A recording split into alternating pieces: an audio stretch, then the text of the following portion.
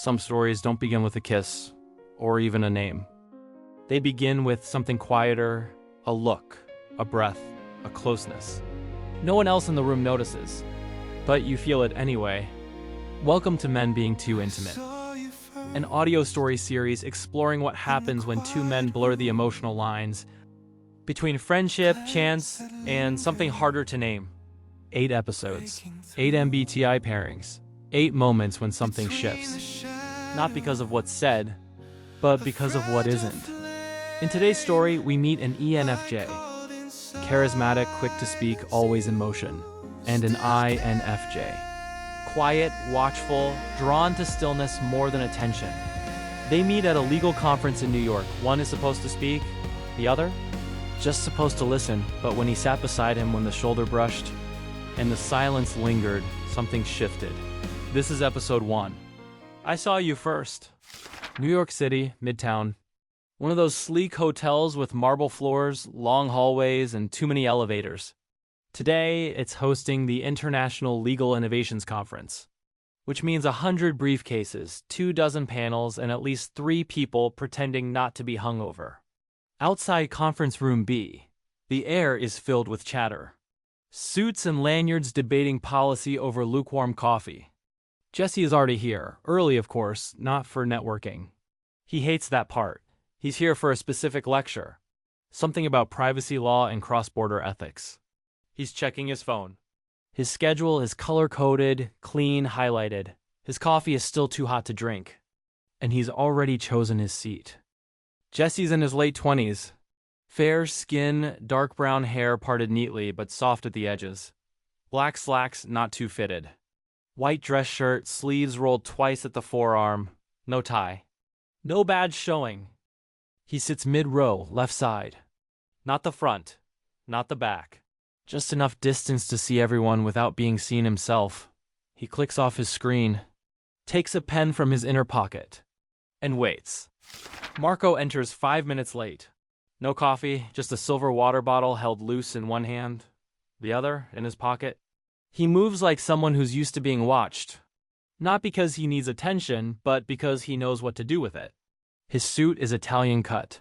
Pale blue, clean lines, no tie. Shirt unbuttoned at the collar. Jacket open, posture casual. The kind of fit that says this is easy for me. There's a 5 o'clock shadow on his jaw. His dark hair swept back, not styled. Just lived in. Marco scans the room, briefly, disinterested.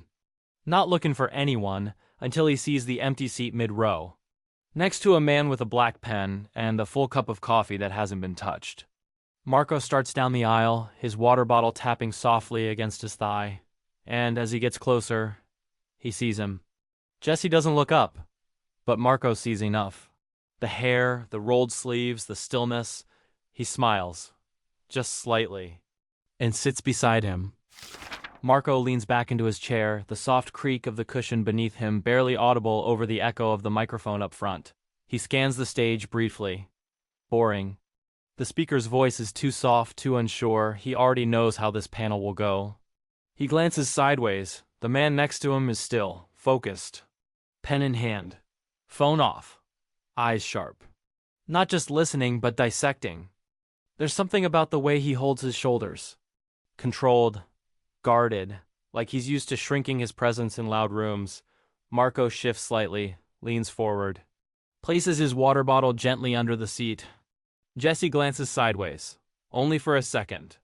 The man next to him, light blue suit, open collar. Hair swept back, stubble along the jaw. Relaxed posture like he's never had to try too hard. European Italian, maybe? Jesse notices the cuff of his shirt, just barely brushing the edge of his wrist. The watch, sleek, silver, probably expensive, but worn in. He smells faintly like bergamot and clean linen. Jesse looks away, quickly, back to his notebook. But the moment lands and it doesn't quite leave. Neither of them speak, but the distance between them just got smaller. The room is quiet. The speaker drones on. Jesse has just looked away, but the air between them has shifted. Now Marco speaks, not to invite conversation, but to nudge the silence open. Just enough to see if it moves. Marco tilts his head just slightly toward Jesse. Not enough to invade, Just enough to reach him? His voice stays low, dry, almost conversational. Is he reading us the terms and conditions of a toaster? Jesse doesn't laugh, not exactly, but the smile comes, subtle, soft. The corner of his mouth curves like it wasn't invited. Like it surprised even him. He doesn't look up, doesn't respond. Just keeps writing. Marco doesn't press. He leans back again, water bottle untouched beneath him. Slides one hand casually into his pocket. And smiles. It's not a conversation, not yet. But in a room filled with suits and slides and sanctioned ideas, someone just broke the surface. And someone else let him. He shouldn't have smiled. Jesse knows it. It was instinct. A flicker. Like an ember stirred by air. He's not here for distractions. Not for strangers in blue suits and expensive watches. Not for water bottles under chairs or voices that lean too close and speak in metaphors. And yet, he can feel Marco beside him. Not looking at him. Not speaking. But there in the shape of his silence. In the scent of linen and bergamot. In the casual presence of someone who has always been looked at, and now is looking back. Jesse shifts in his seat. Crosses one leg over the other. Holds his pen a little tighter. A second later, Marco adjusts too, a subtle slide to the left. To let someone else into the row behind them. Their shoulders brush. Neither of them move. Not for a second. Not more than they need to. It felt too warm in here. Or maybe that's just his skin remembering something it shouldn't. He stares down at his notes. His handwriting isn't as neat anymore.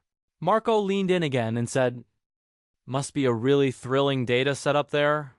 I think someone in the back just fell asleep face first into a spreadsheet." Jesse laughs. This time he doesn't hide it. Not loud, but real. His shoulders even shake. He still doesn't look at Marco. But his voice comes. Quiet, dry, perfectly timed. "You just made me not fall asleep." And now it's a conversation, not much of one, but enough. A language made from shared boredom. Brush sleeves and a smile that came too easily. They don't say much else, not because they couldn't, but because someone 2 rows down turned, finger pressed to lips, quiet. The reminder that they weren't here for each other? Not yet. Not supposed to be. The lecture drags on, slides flip, but the space between them is louder than the words on stage. Jesse writes one more line. Not notes, just a motion to look occupied. Marco leans forward. Bends down to retrieve his water bottle from the carpet beneath the chair. And in that small motion, when his eyes tilt back up, the seat beside him is empty. Jesse's gone. Slipped out between the last slide and the first clap. No glance back, no word. Just the faint trace of coffee, and the echo of a smile he hadn't meant to give. Marco sits still, water bottle in hand, watching the door that already closed. The applause feels far away. For a moment, he doesn't hear any of it. He only sees the space beside him. The lecture ends in a flood of voices. People spill into the hallway, hungry for air, for coffee, for conversation. Jesse doesn't linger. He doesn't want to be caught in the noise. Instead, he slips into the men's room at the far end of the corridor.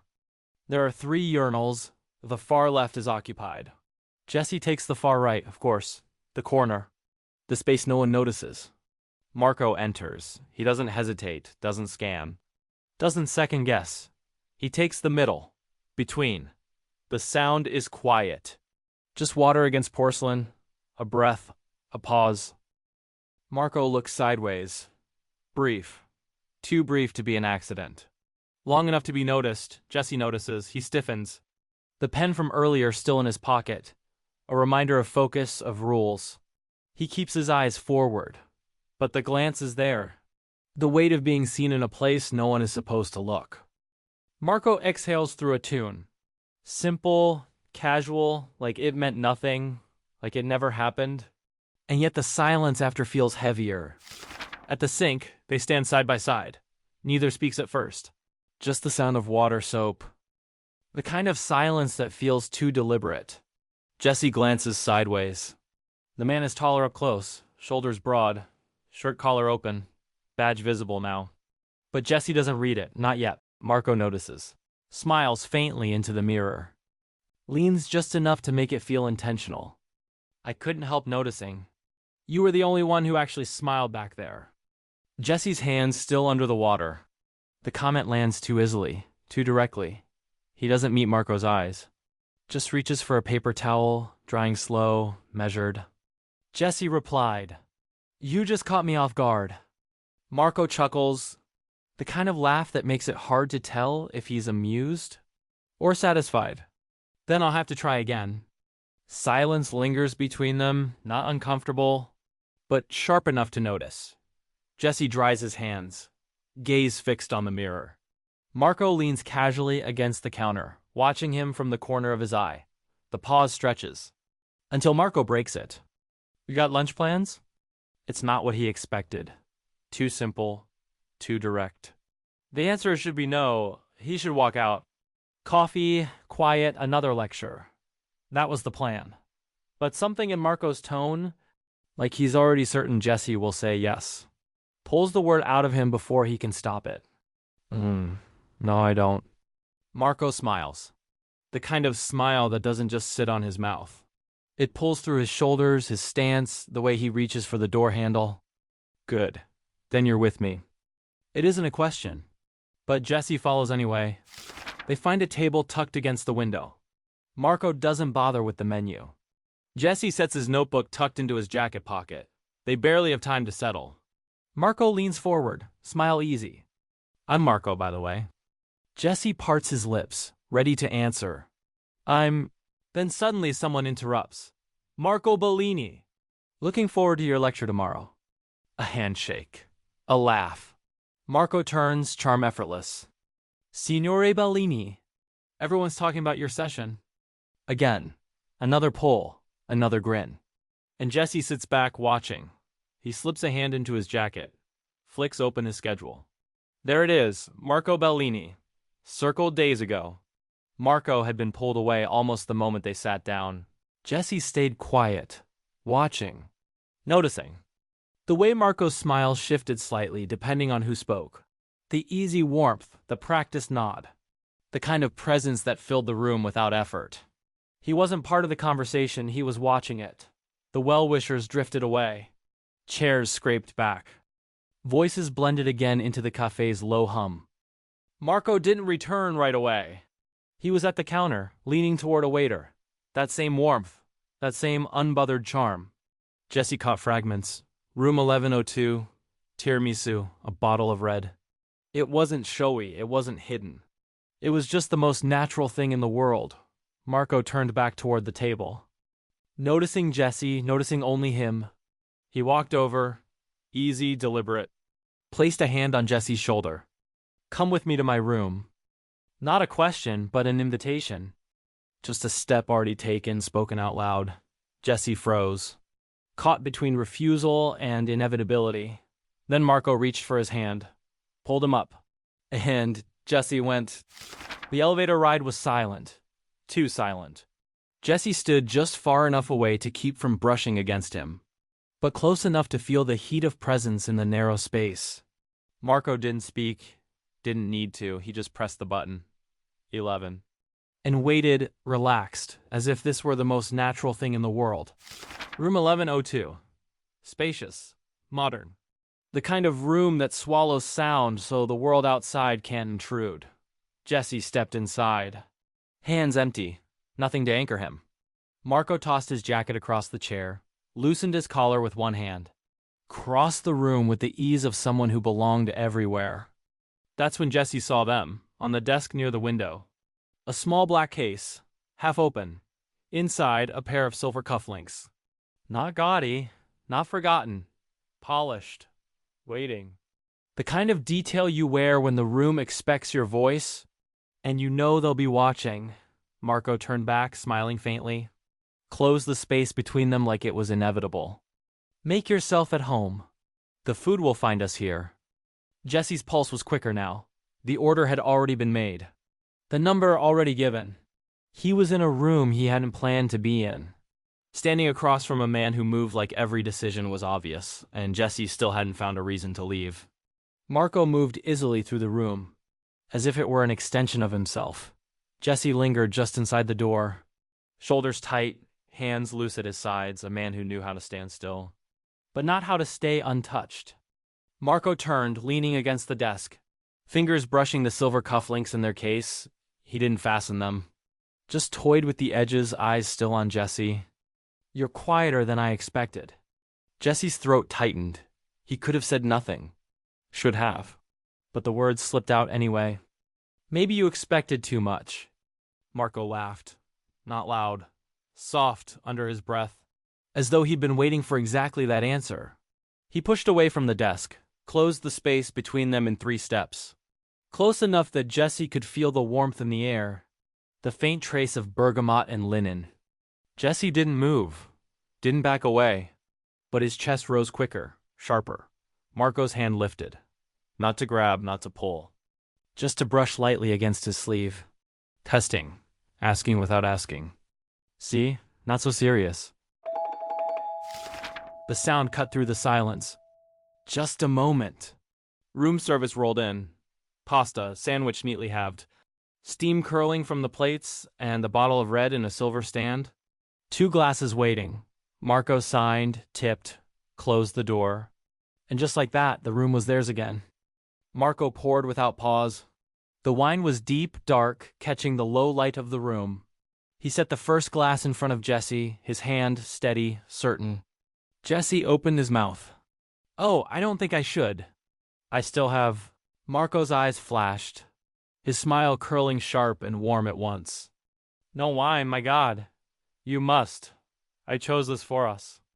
The word lingered, not just in the glass, but in the air between them, as though this wasn't lunch at all, as though it was already a story they'd both remember. Jesse lifted his glass, not because he meant to, but because he couldn't not, and the wine touched his lips. Warm, heavy. The first taste of something that felt like it had already begun. The pasta steamed, the sandwich set cleanly halved. But it was the wine Marco kept circling back to. Pouring, swirling, lifting in easy arcs, Jesse took small sips, measured, trying not to let the warmth rush too quickly through him. "You're sipping like it's medicine. Relax, it's wine." Marco laughed, a full, low sound that filled the room like a chord. He leaned closer across the small table, elbow propped, glass hanging loose in his hand. The food barely mattered now, a few bites here and there, enough to pass as lunch. But the real meal was this. The leaning in, the way his eyes caught Jesse's and didn't let go. The kind of attention Jesse wasn't used to. The kind that made him forget the outline of his own rules. Marco set his glass down. Not loud. Soft. Deliberate. And his hand brushed Jesse's wrist on the table. Light, like testing a wire before touching it again. Jesse didn't pull away either. The air had already shifted. The wine just made it easier to notice. And as the plates cooled between them, words began to feel unnecessary. Jesse should have pulled away. Should have stepped back into the safety of structure, into the neatness of his schedule. But the pull was stronger. The inevitability louder than reason. They moved without needing to say it, hands brushing shoulders, the quiet rhythm of breath filling the silence the lecture had left behind. It wasn't hurried. Not clumsy, not the kind of thing that disappears by morning. It was slower, exploratory, as though each movement was a way of seeing the other more clearly. Jesse's hand against Marco's jaw. Marco's fingers steady at the curve of Jesse's back. 2 men who should have stayed strangers, finding that silence had already told them too much. By the time the city turned gold outside the window, they were already in the dark together. The distance was gone now. The world narrowed to the brush of skin, the weight of silence filled by breath, the warmth of a body that wasn't supposed to be here. "You still don't know my name." Marco's mouth curved into a laugh, low, genuine, close enough to feel. "Then tell me, and I'll remember it." And in that moment, it no longer mattered who had found who first. It was quieter now. The kind of quiet that comes when breath slows, when the room remembers itself after the storm. Jesse lay on his side, shirt half-buttoned again, watching the faint glow across Marco's jaw. "I knew who you were. I circled your name in the program. I'll be at your lecture tomorrow." "So you knew, and still you came here with me." "Even better." He leaned in, pressed the lightest kiss to Jesse's temple. Soft, unhurried, as though it was nothing at all. But when Jesse turned, half expecting words to follow, a promise, a thread, something about tomorrow, Marco said nothing. Just lay back, eyes closing, as if silence was enough. Jesse sat up slowly, pulling his jacket over his shoulders. On the desk, near the window, the black case still sat open. Silver cufflinks glinted faintly in the low light, untouched, waiting. The man for tomorrow. The man he hadn't really met yet. He left without pushing for more, but carried the silence and the glint of silver out with him into the hall. The morning came fast. Too fast. Jesse had dressed deliberately. Shirt pressed, tie straight, notes tucked into the inside pocket of his jacket. Everything back in order. Everything as it should be, but order didn't steady him. Not after last night. He took his seat near the middle again. Not front row, not hidden, a place where he could see everything. A place where maybe he could be seen, the stage was set. Name projected across the screen, Marco Bellini. Exactly as circled in his schedule. Marco moved through the room like he'd rehearsed it. Not for this day, but for every day like it. The jacket pulled from the hanger. The pale blue one from yesterday was folded aside. Today called for something sharper. He set the cufflink case on the desk. Silver, polished, catching the morning light. One at a time. Slid through the cuff, twisted firm. Perfect. The tie followed. Black. Clean. The knot pulled smooth against his collar. He stood in front of the mirror, tilted his head, ran a hand once through his hair, swept back, just enough. The man in the glass looked ready. The man who filled stages, who drew crowds, who carried charm like second nature. Whatever last night had been, it wasn't for this room. This room belonged to the speaker. To Marco Bellini, the name on the program. He straightened his shoulders and left for the hall. The crowd had thickened. Suits lined every aisle. Programs folded under arms, coffee cups drained to their last drops. Jesse kept his seat, middle row. Notebook out, pen balanced across the page. But his eyes weren't on the stage. He was waiting. And then he appeared. Marco. Not the man from last night. Jacket fitted, tie knotted, silver at his cuffs catching the light. His stride was smooth, confident. Each step pulled forward by the staff member walking ahead, guiding him, directing him. Jesse stood not all the way, just half as if to catch his eye, as if to speak, but Marco didn't stop. Didn't look, just walked past. Close enough that Jesse could smell the faint trace of cologne again, but far enough to feel like the night had been imagined. The staff led him down the aisle, straight to the reserved seat at the front. He smiled at someone else, shook another hand, and Jesse remained standing in the middle of the crowd, a line of silence pressing into his chest. Marco saw him. For a beat, his step faltered. The memory of last night tugged at him. Wine, laughter, the softness of a name unspoken in the dark. He wanted to stop, but the aisle was narrow. The staffer at his side, the applause heavy. Too many eyes, so he walked past. It was easier this way, to let the room swallow him. To let Jesse think it had been only a night, easier, but not truer. The lecture was good, sharp, confident. Exactly the man they all came to see. But Jesse wasn't listening to the words. Not really. He was waiting for something in Marco's voice. That sounded like last night. It never came.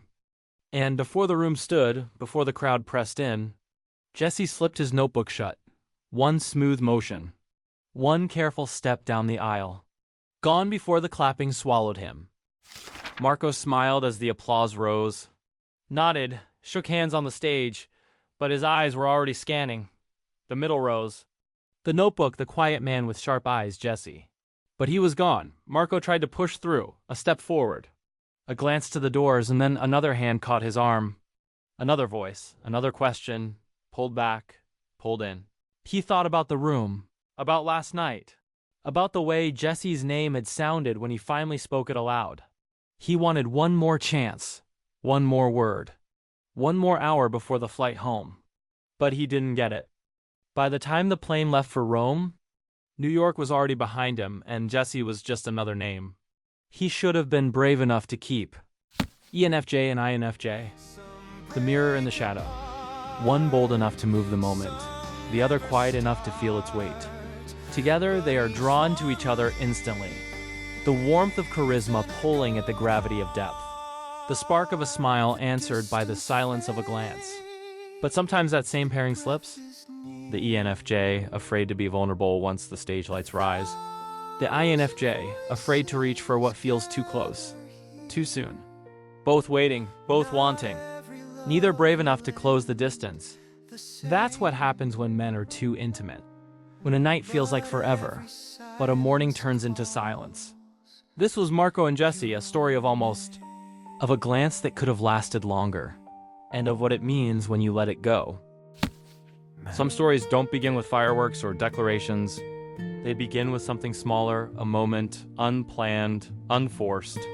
The feeling that someone has just wandered into your life and made it feel a little more alive. Welcome to Men Being Too Intimate, an audio story series exploring what happens when two men blur the emotional lines between kindness, connection, and something they don't have to name just yet. 8 episodes, 8 MBTI pairings, 8 moments that linger longer than expected. In today's story, we meet an ENFP. Bright, spontaneous, always chasing moments he can feel. And an INFP. Rooted, observant, with a heart too quiet to show itself right away. They meet in Tallinn. One is passing through. The other has never left. For 3 days, they share something small and quiet and fleeting. A walk. A breakfast. A night that stayed longer than it should have. No promises, no forever, just the time they had. This is Men Being Too Intimate. The time we had? Tallinn is quiet in September. Still warm enough to leave the door open. Cool enough that the coffee steams longer in the cup.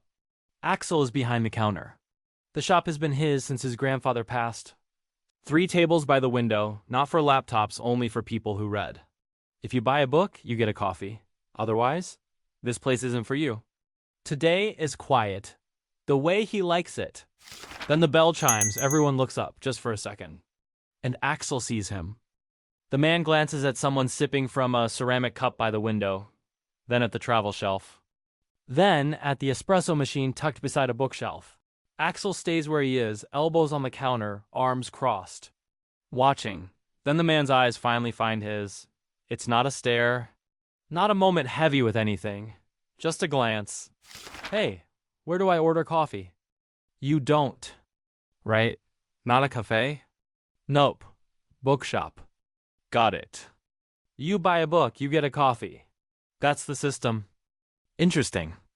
Hey, I'll make one, on the house. I appreciate that.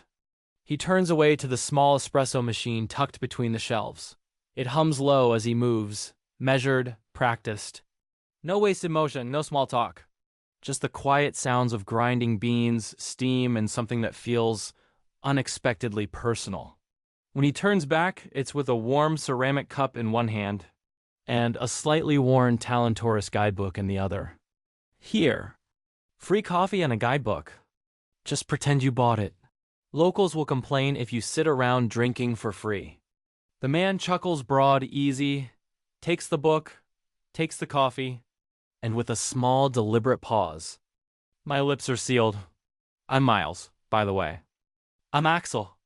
He says it like it's nothing, but something about the way Miles repeats it quietly, like he's trying it on, makes it feel like the beginning of something. Back behind the counter, Axel runs through the motion stock, checks register tally, a delivery slip with the corner torn. Across the room, Miles is still there sipping, flipping through the guidebook, one leg stretched under the table. He doesn't seem in a rush to leave. Axel eventually walks over. Miles doesn't look up right away. Everything good? Yeah, thanks for the coffee, by the way. What's Pat Cooley like? Axel was about to turn, but Miles taps a finger on the guidebook, the page barely creased. One question turns into a few more.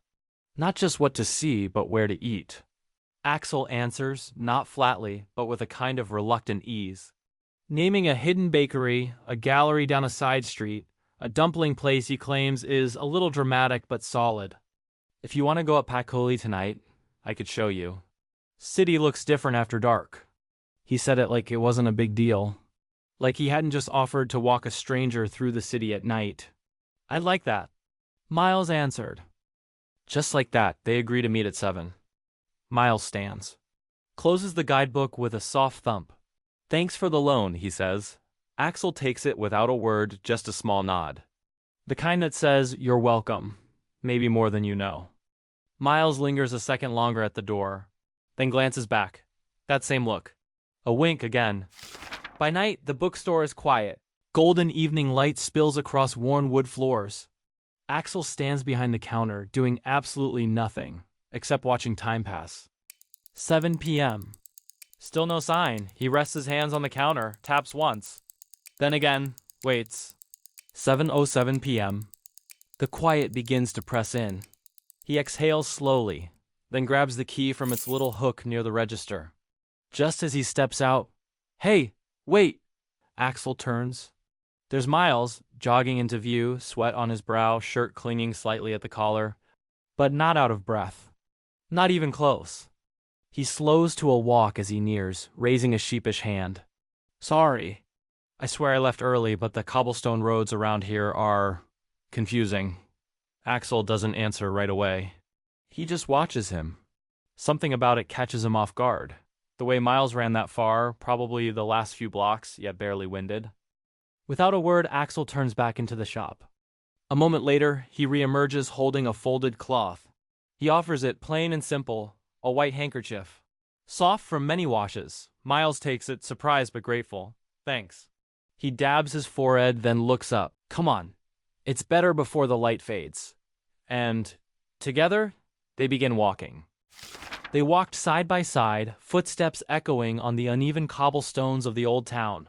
Around them, the city softened, shop shutters closing with gentle clacks. Flower boxes spilling over windowsills, the distant chime of a bell marking the hour.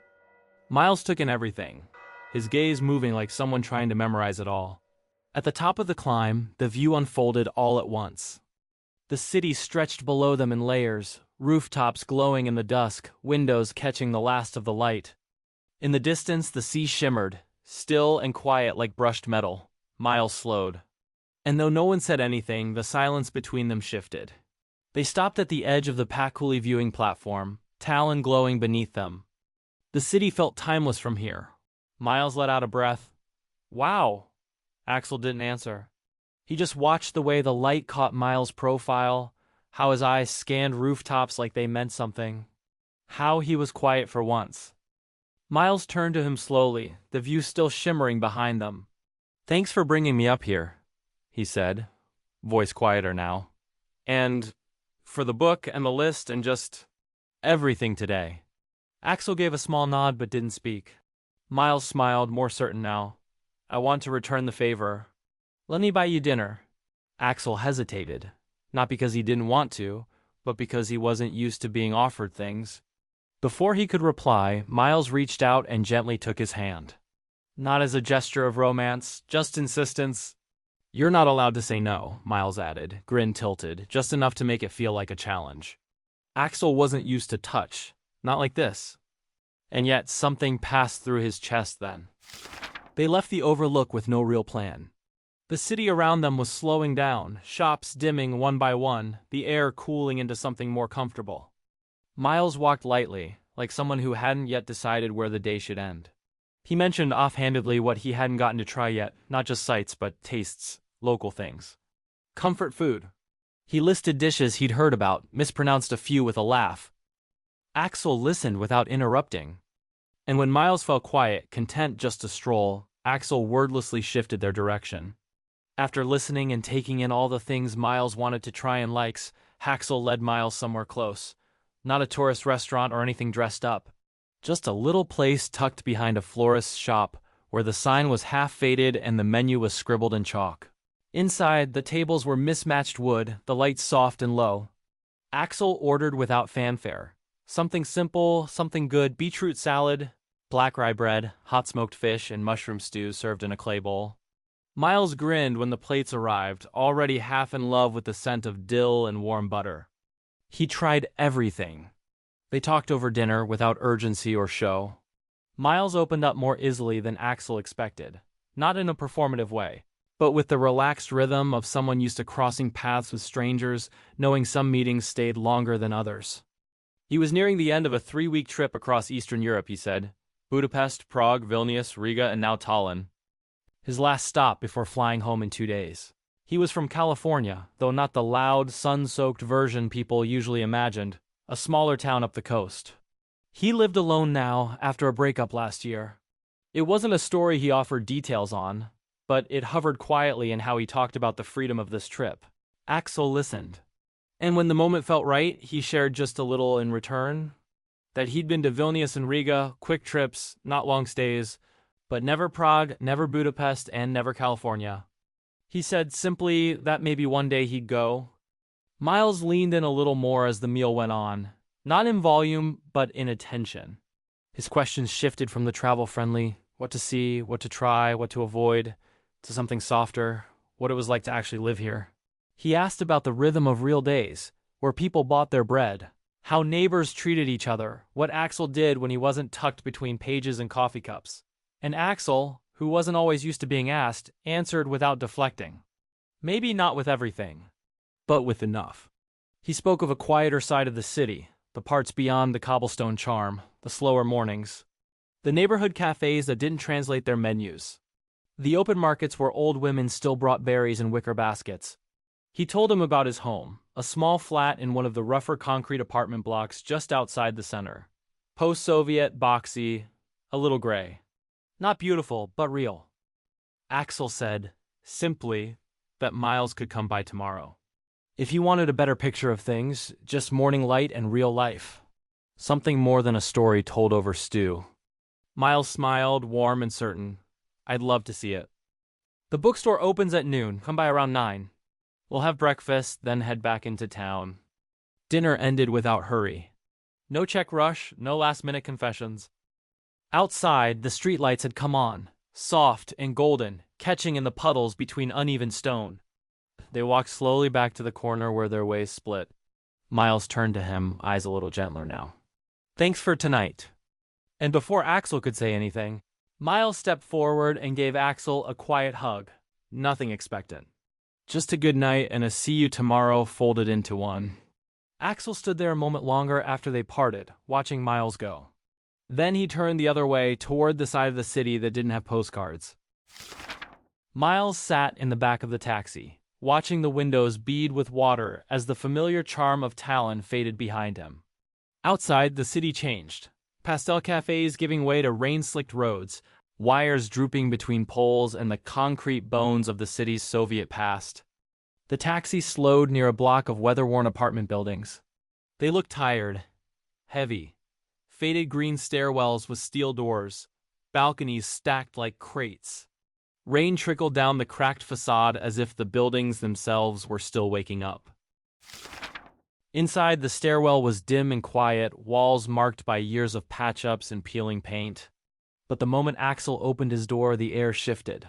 The home was small, but full of color.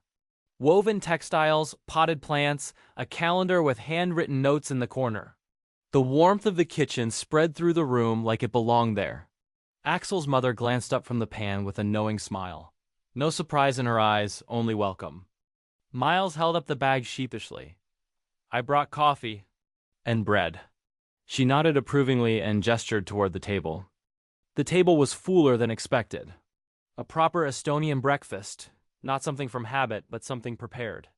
There were boiled eggs, open-faced smoked herring sandwiches, pickled beets, fresh curd cheese with herbs, cucumber ribbons, homemade jam, potato pancakes still steaming, and a pot of black tea steeping next to honeycomb in a small dish.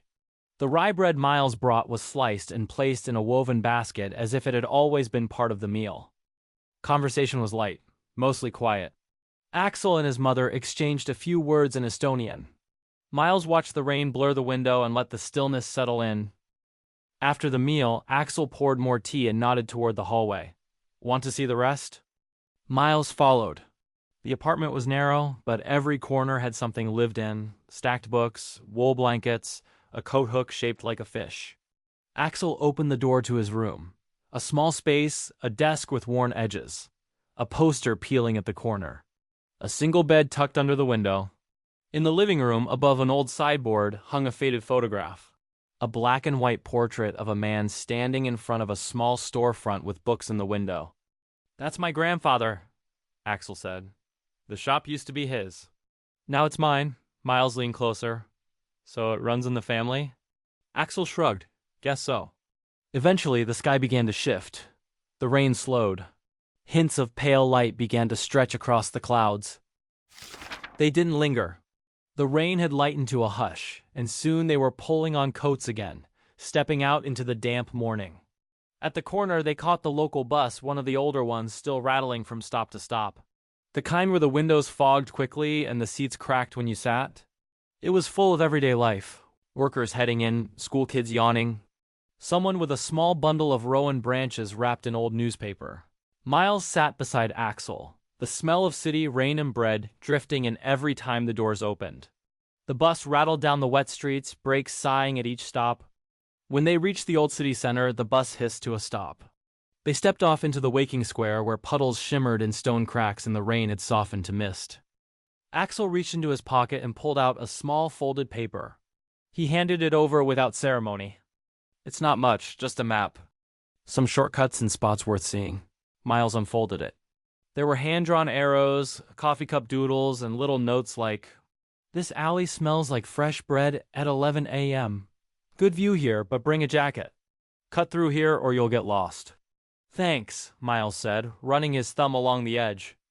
Axel offered the faintest smile. "Hope you enjoy Tallinn," he said. Miles nodded. No hug, no plan. No see you later, just a folded map. And the memory of warm tea, curd cheese, and a morning that wasn't asking for anything more. The key turned in the lock with a low click. Axel pushed the door open and stepped inside. The bookshop was dim, quiet, still holding the cold from the night. He moved through the usual routine without thought. Lights on, one row at a time. The space slowly warmed, not just in temperature but in mood. Axel paused behind the counter, glanced out at the empty street. By midday, the clouds had cleared and Tallinn stretched out in quiet rhythm. Miles moved through its cobbled streets with Axel's map folded in his coat pocket, soft from use. He didn't follow it exactly. That wasn't the point. But he kept finding the places marked with little sketches, a crooked alley that smelled faintly of bread, a bench near a quiet overlook, an archway that felt like the entrance to another world. There was a note beside one turn. "Don't walk too fast here." "Just don't." Miles slowed. The alley opened into a quiet square, flanked by an old church, its stone worn soft by time. Above, a bell began to chime. He stood still until the bell stopped. As night hit, Axel moved through the aisles slowly. He folded the linen cloth that had covered the window display, then turned toward the back. Axel grabbed his coat, half shrugging into it. Then, through the pane of the door, he saw someone standing across the street. The street lamp behind Miles cast a golden wash onto the wet stones. And for a second, neither of them said anything. Miles had one hand tucked into his jacket pocket. In the other, he held a small paper bag, slightly damp at the corners. "I brought something." Axel blinked. Miles smiled, lifting the paper bag. Red wine, cheese I couldn't pronounce, something smoked that might be ham, and a warm paper cone of honey peanuts from a street cart. Couldn't resist. Smelled like childhood. Axel blinked. "Like whose childhood?" Miles grinned. "Not mine, but I figured someone's."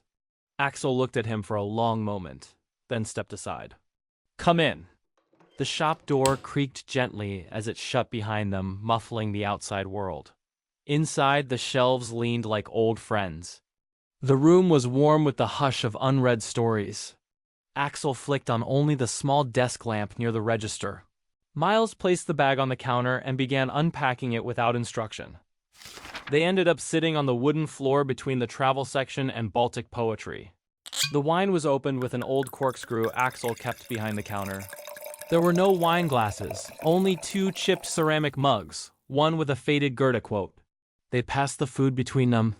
Slices torn from the loaf, a piece of cheese balanced on top, a curl of smoked meat folded over like ribbon. No music played, just the soft sounds of chewing, the quiet sip of wine, and their voices as the night began to unspool. Their legs stretched out in opposite directions like the arms of a crooked compass. Between them, the wine bottle sat uncorked, sweating slightly. The cheese and ham were half-eaten. The candied peanuts had vanished within minutes. Axel shared stories of the shop's earliest days, of his grandfather's rules: no loud music, no pens on the register, no politics at the front door. Miles talked about cities he didn't quite belong to, jobs that almost made sense, people who stayed too long or not long enough. They traded little truths like coins. Music they liked, books they never finished, the exact number of heartbreaks that still ached when named. Outside, the last light slipped out of the sky. Inside, something else was settling. The laughter came less often now, but when it did, it lingered. Silences began to hold their own shape, not awkward, not unsure, just quieter. Closer. Axel looked over. Miles had gone still. His expression was unreadable, not distant, just waiting. Not for permission, not for a sign, just for the moment to finish unfolding. So Axel let it. He leaned in slowly, and Miles didn't move, not forward, not away. Their mouths met like a closing parenthesis. The kiss deepened, but nothing rushed. Miles's hand rose to Axel's jaw, fingers brushing along the edge of his neck. Axel exhaled into the contact, his own hand trailing down to the fabric just above Miles's knee. Neither of them moved to stand. The floor beneath them was old wood, creaking faintly beneath shifting weight. The bookshop around them stayed quiet, cloaked in the warmth of amber lamplight and the faint scent of paper and pine oil. They kissed again.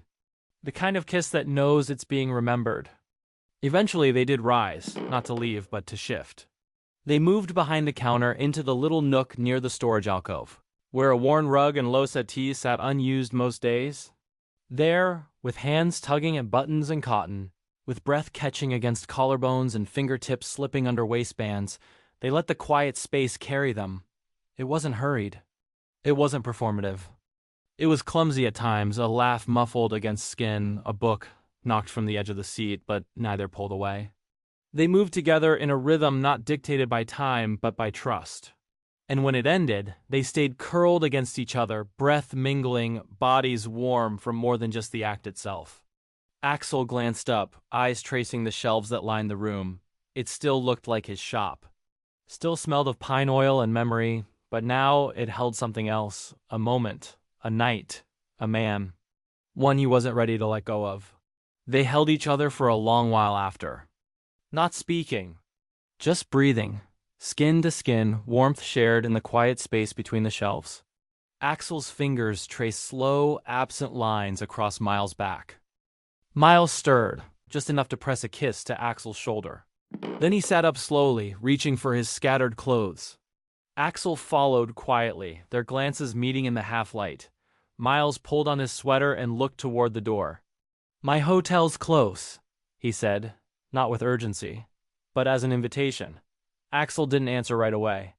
But he stood. And when Miles extended his hand, Axel took it, no hesitation this time. They left the shop together, locking the door behind them. The air was cold. The streetlights hummed. And, as they walked through Tallinn's old streets, hand in hand, something unspoken settled between them. Something that didn't need to be named. The next morning, Axel and Miles lay side by side, close but not tangled. Axel stirred first. He turned his head toward Miles, watching the soft rise and fall of his breath. Then, carefully, he slipped from under the sheets, walked to the bathroom, and closed the door behind him. The sound of running water filled the quiet. Miles blinked awake. He stayed still for a moment, grounding himself. The weight of goodbye already stirring in his chest. His bag sat half-packed by the chair. His phone blinked with the time. It was almost real now, the end of this chapter. He got up slowly, began folding his clothes, putting things back where they belonged, everywhere except his heart. Axel steps out, fully dressed, and adjusts the collar of his shirt. He gives Miles a small smile, the kind that tries to be casual but can't quite hide everything beneath it. "I'll be quick," Miles says, rising to finally take his turn in the shower. Axel nods, doesn't say much, just pulls his shoes on, and grabs his phone from the nightstand. When the bathroom door closes behind Miles, the room feels different. And when Miles comes out, hair still damp, towel slung around his shoulders, Axel is gone, just the open curtain. The quiet hum of the heater, the smell of soap still clinging to the air. For a breath, Miles froze. He thought he left. Then, the soft buzz of the hotel door. He opened it. Axel stood there with 2 paper coffee cups in hand, croissant tucked inside. His coat was barely zipped. He looked a little winded, like he had run down and back just to catch the morning. Miles smiled, relief so obvious it hurt a little. Axel handed him the coffee. "I didn't want you flying without breakfast," he said. Miles took it. Not much more was said. The taxi came too soon.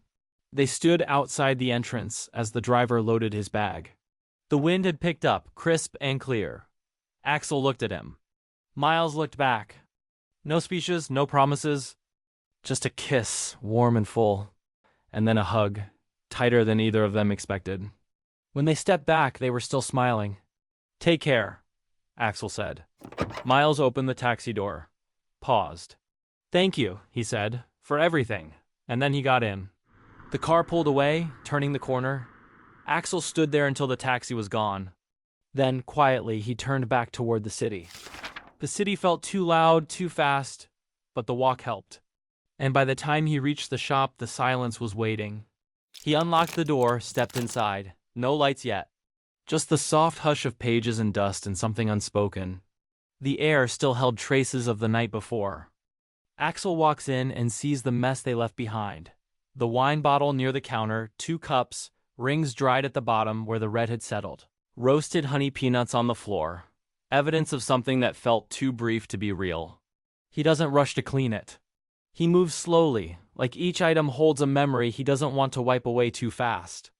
Then silence again. He wipes the table, stacks the cups. Folds the napkin Miles crumpled.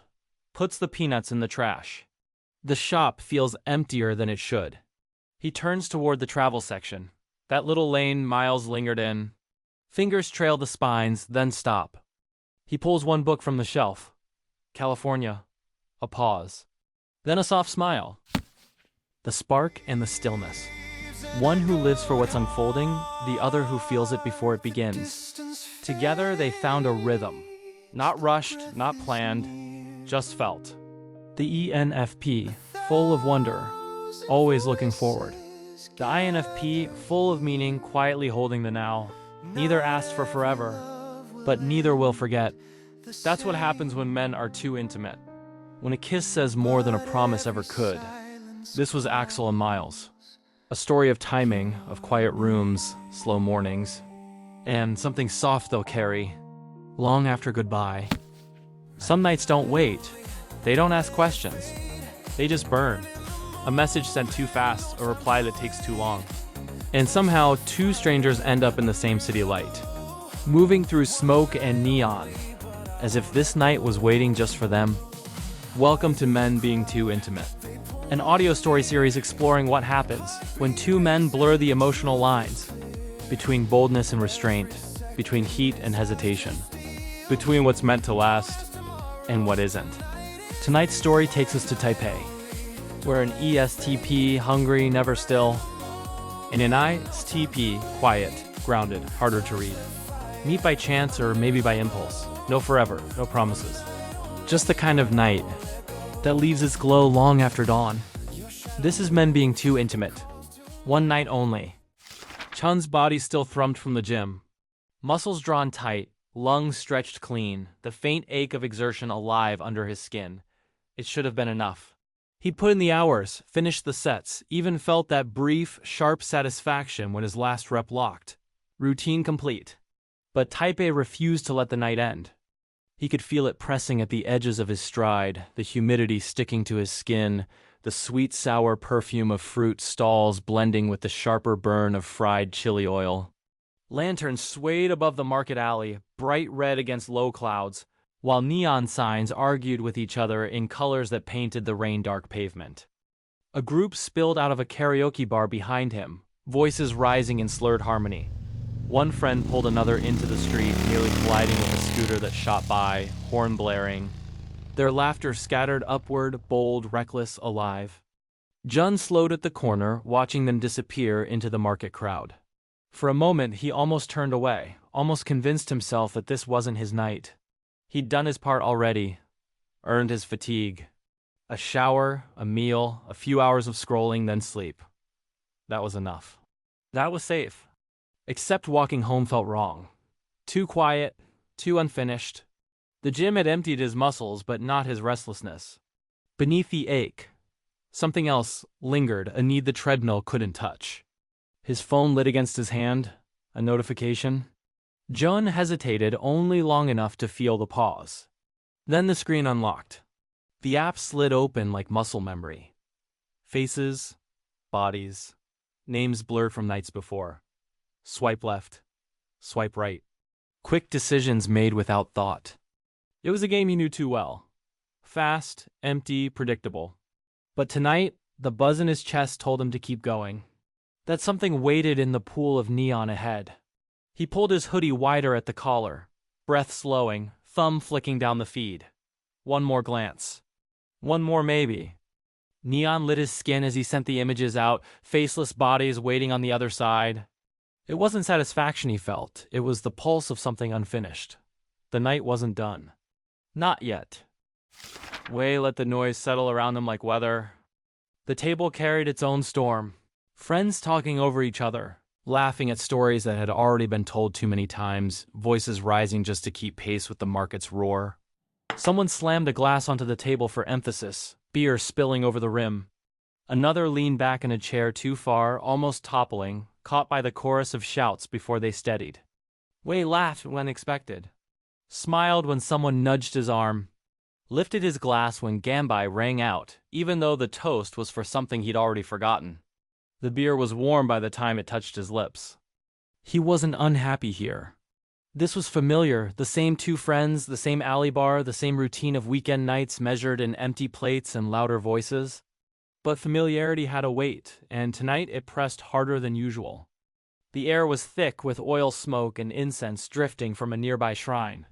Scooters tore through the alley mouth, headlights carving quick silver lines. Wei found his eyes following them, the way they slipped into the night with no pause, no permission. He wondered fleetingly what it might feel like to let himself move like that.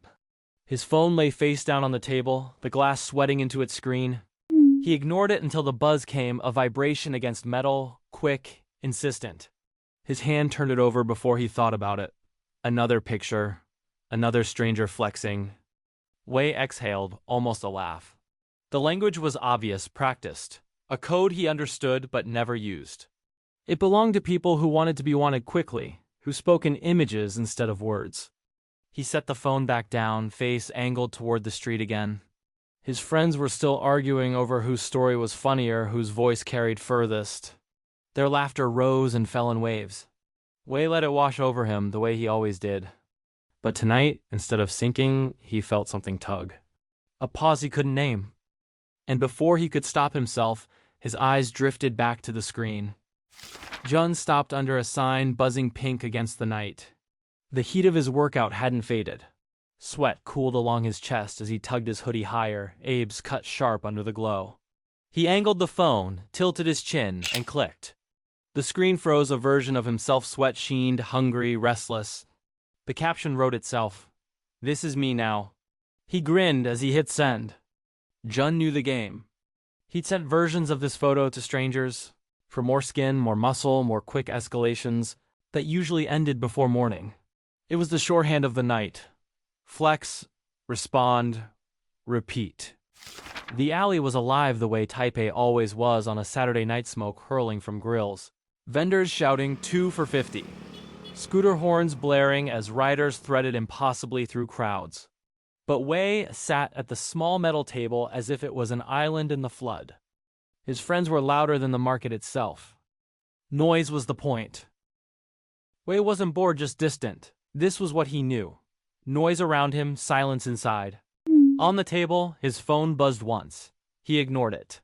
It buzzed again, rattling faintly against the metal. Wei sighed, flipped it over, thumb sliding the screen open. Another body pic flexed hard under neon light. Caption: "This is me now." Wei huffed under his breath, almost a laugh. And then, "Bro, what the hell?" A hand snatched the phone before he could move. One of his friends, grinning too wide, screen already tilted toward him. "You're just gonna leave this? Look at him, he's hot." Wei jolted upright, nearly spilling his beer. "Give it back!"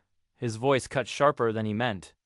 The other friend was already laughing, clapping the table, skewers rattling. "Oh my god, don't be such a grandpa, Wei. Just one night, what's the harm?" Wei reached across, but his friend leaned back, thumbs flying over the glass. "There, done, sent." Wei's stomach dropped. "What did you—" His own voice cut off as the friend read the line aloud with a mocking lilt. "Why don't you come join me?" The table roared. One friend slapped his back. The other leaned so far across he nearly knocked into a passing scooter. The market swallowed their laughter, made it part of its own. Wei groaned, pressing a hand over his face. His friends always did this, pushed him, teased him, treated his silence like an empty canvas to scribble over. He usually let it slide. But tonight, the phone still glowed in his friend's hand, that stranger's photo open, the message carrying his name. And for the first time, Wei felt heat, not from the beer, not from the alley, but from the possibility of what had just been set into motion without his consent. June had 3 chats open at once, his thumb flicking fast across the screen. Faces, bodies, promises, all of them blurred. It was a game. And he was good at it. But tonight none of them landed. He walked slower now, neon dripping into puddles at his feet. The bass from a nearby club rattled through the pavement, thumping into his ribs. He wanted noise, heat, distraction. He wanted proof the night wasn't wasted. And then his phone buzzed. It was an image of beer glasses with caption, "Why don't you come join me?" Jun barked a laugh under his breath, head tipping back at the absurdity. "Yeah, no," he muttered, more to himself than the screen. "Not here for that." His thumbs typed fast, blunt. The crowd pressed around him as he kept walking, one eye on the glow of his screen. Another line flashed. "I don't either." Jun slowed. For the first time that night, his stride faltered. The words were too simple, too direct, cutting through the noise. No pose. No game. And then the map pin dropped. With the caption, "I'll be waiting, hottie." Jun stared at it, thumb hovering. The air around him thickened. The oil smoke from a nearby grill caught in his throat. The incense from a small shrine curled faintly sweet beneath the stink of garbage left by the curb. The humid night clung like a second skin. This wasn't routine anymore. This wasn't the game. Someone had shifted the rules. Jun tilted his head, a grin edging back onto his mouth. "All right." And he checked the pin map, short walk from here. And for the first time all night, curiosity pulled stronger than habit. Wei lunged across the table, voice sharper than he intended. "You seriously pretended to be me? Delete that!" His friend only leaned further back, holding the phone out of reach like a toy, grinning, smug. "Too late. Sent. If he comes, he comes." The second friend was already laughing, the sound bubbling up like he'd been waiting all night for this moment. He clinked his glass against Wei's, sloshing beer onto the table. "Relax. Live through it for once." Wei sat back hard, chair scraping the stone. His hand wrapped tighter around the sweating glass, condensation sliding down onto his palm. His heart knocked once against his ribs, more from humiliation than anger. He hated that heat in his chest, the kind that had nothing to do with the beer. He groaned under his breath, pressed a hand to his face. They weren't malicious. Just drunk, restless, the way friends always were. They pushed because he let them. Because he played the steady one, the calm one, the anchor. They laughed because they knew he wouldn't storm off. But this wasn't a joke he wanted. Not tonight. Wei forced himself to laugh along, a dry sound that bought him cover. But his eyes kept sliding toward the street. The market swirled with bodies. A family herding children past a skewer stand. A group of teenagers shouting over a claw machine, couples weaving in and out of lantern glow. And somewhere in that crush, someone might already be moving toward him. He hated that he thought it. Hated that his pulse ticked higher at the idea. Hated that the photo on his phone had stayed longer in his mind than it should have. His friend shoved the device back into his hand. Screen still glowing. Wei closed it fast, tucking it face down by his glass. His friends laughed again, returning to their stories, voices already chasing the next punchline. But Wei couldn't shake the shift in the air.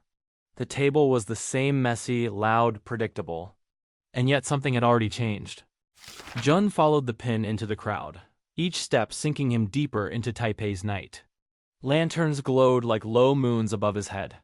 Oil smoke curled thick from the grills, carrying pepper and soy and something faintly sweet that stuck to his skin. Vendors shouted, scooters cut through too close, a child squealed at a game booth's flashing lights.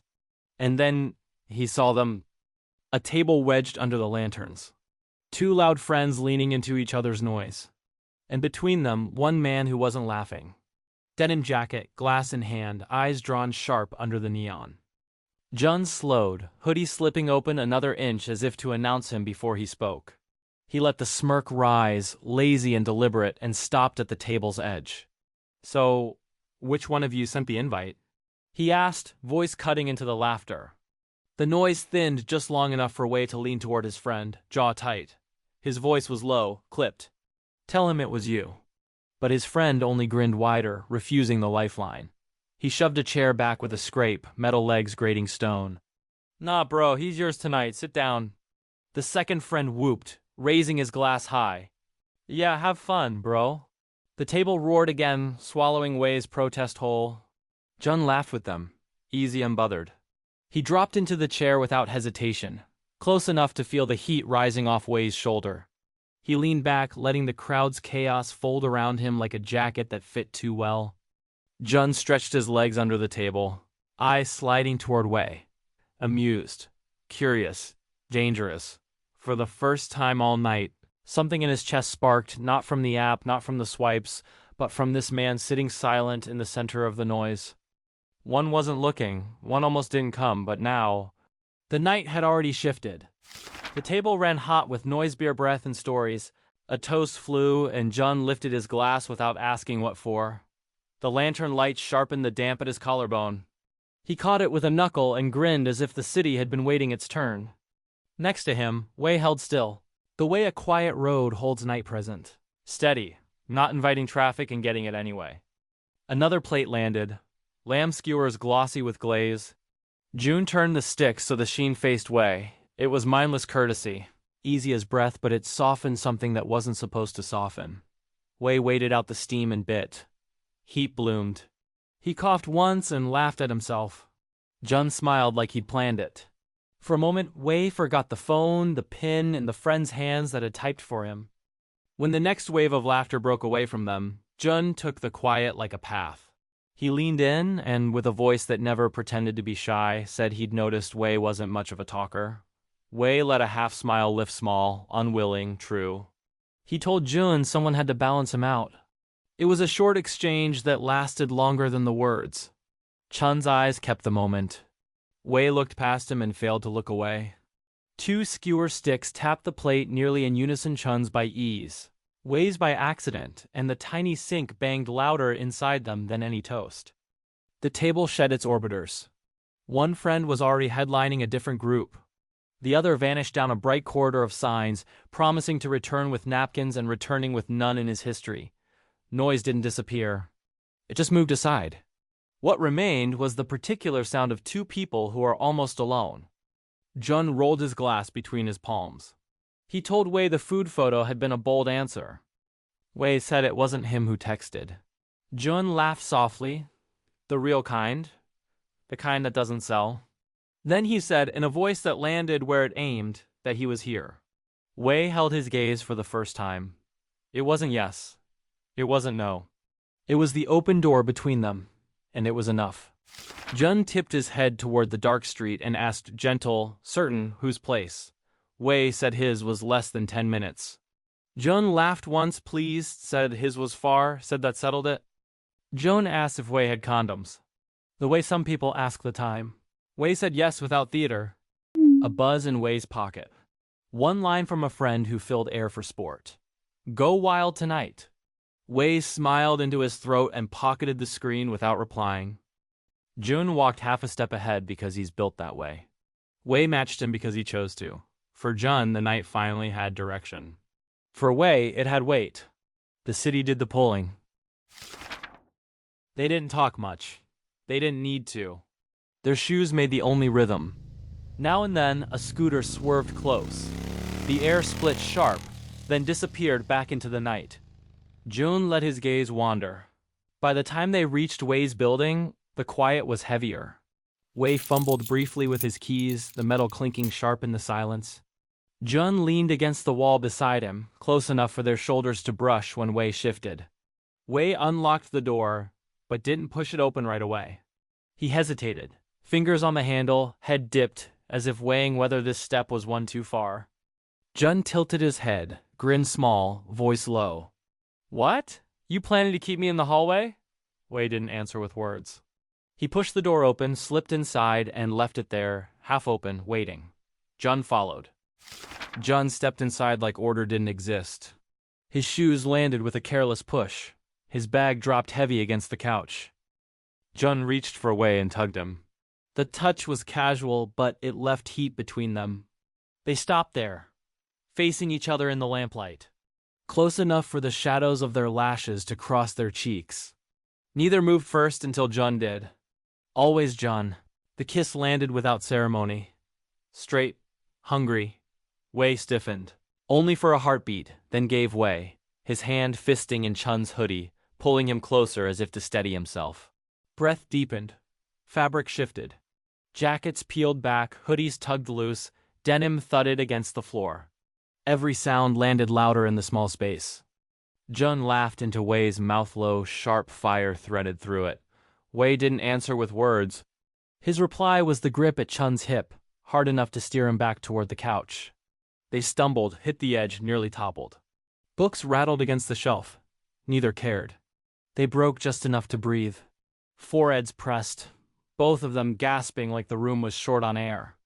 Jun whispered, quick, direct, the way he asked for everything. "Condom?" Wei hesitated only long enough to move. A drawer slid. The foil glinted in lamplight. Jun snatched it with a grin, tore it open with his teeth, and laughed against Wei's mouth like it was all one motion. The sound was small, just foil and breath, but it cracked the room open. Their breath loud against the quiet walls. What came after wasn't followed. Not in words. Not in detail. Only the sound of heat. Two men tangled. The city's noise pressing faintly at the glass. The night had no promises, no tomorrows waiting at the edge. But here, in Wei's small apartment, with Chun's laughter still catching in his mouth, it was enough.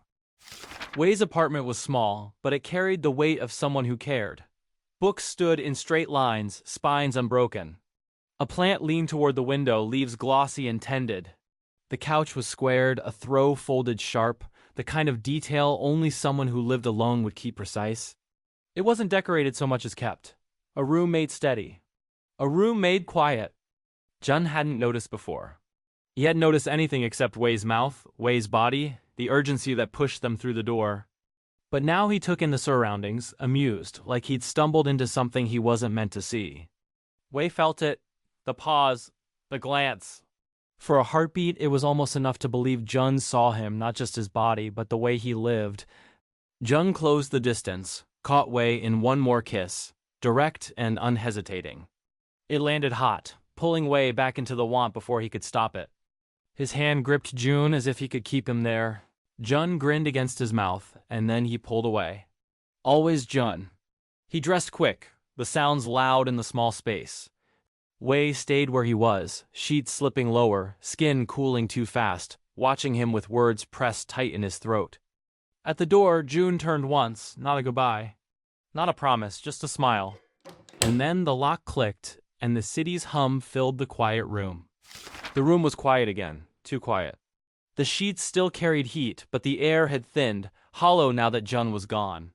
Wei sat there a long moment, bare skin cooling too fast, staring at the closed door as if silence might reverse it. He pulled on his briefs, the elastic snapping against his hip. His hands dragged down his face before he pushed himself up, crossing to the kitchen. The fridge door creaked. Cold water poured into a glass. He drank it in long swallows, as if it might steady him, as if it might wash June out of his chest. On the floor, half hidden under the couch, his phone was there. He picked it up and opened it. Chun's body. Chun's line, "This is me now." Wei stared at it, thumb hovering over the keyboard. One message pressed against his mind. Had fun. 2 words that might have reached across the silence. 2 words he almost sent. But he didn't. He locked the screen instead, the glow vanishing into dark. The city hummed faint beyond the glass. His own breath filled the room. And Wei let the night end alone. Some nights burn bright and vanish just as fast. The ESTP, reckless, restless, chasing heat. The ISTP, quiet, steady, holding back more than he showed. Neither asked for forever, but neither will forget. Because sometimes it isn't about tomorrow. It's only about the night. Neon against the dark, breath against silence. A memory that lingers, just long enough to ache. This was men being too intimate. One night only. Some stories don't end in shouts, they end in silence. In a rooftop. In the weight of a choice made quietly. A man who plans, who builds order out of chaos, and another who holds fast.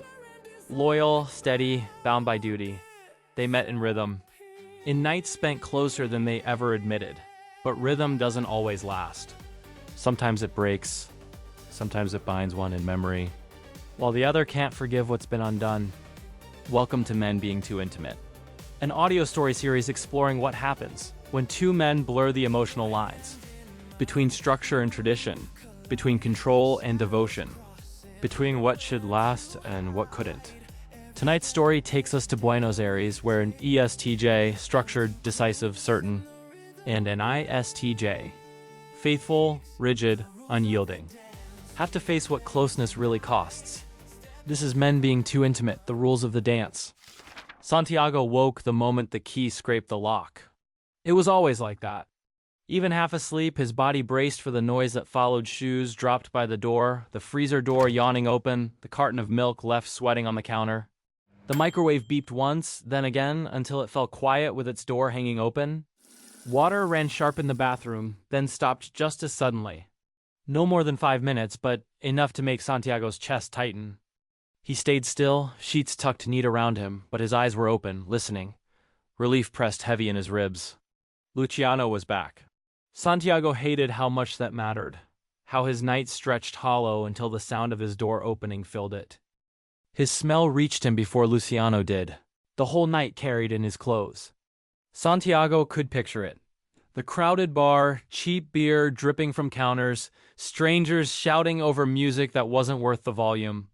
Luciano didn't belong to order, to timing, to quiet hours.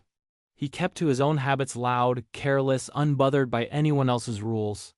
And those routines always followed him home. The mattress dipped, clothes stripped off in practice sequence, belt buckle clinking, buttons undone, shirt folded once before landing on the chair. Santiago's jaw tightened. He didn't move until a hand pressed at his shoulder, shaking him awake.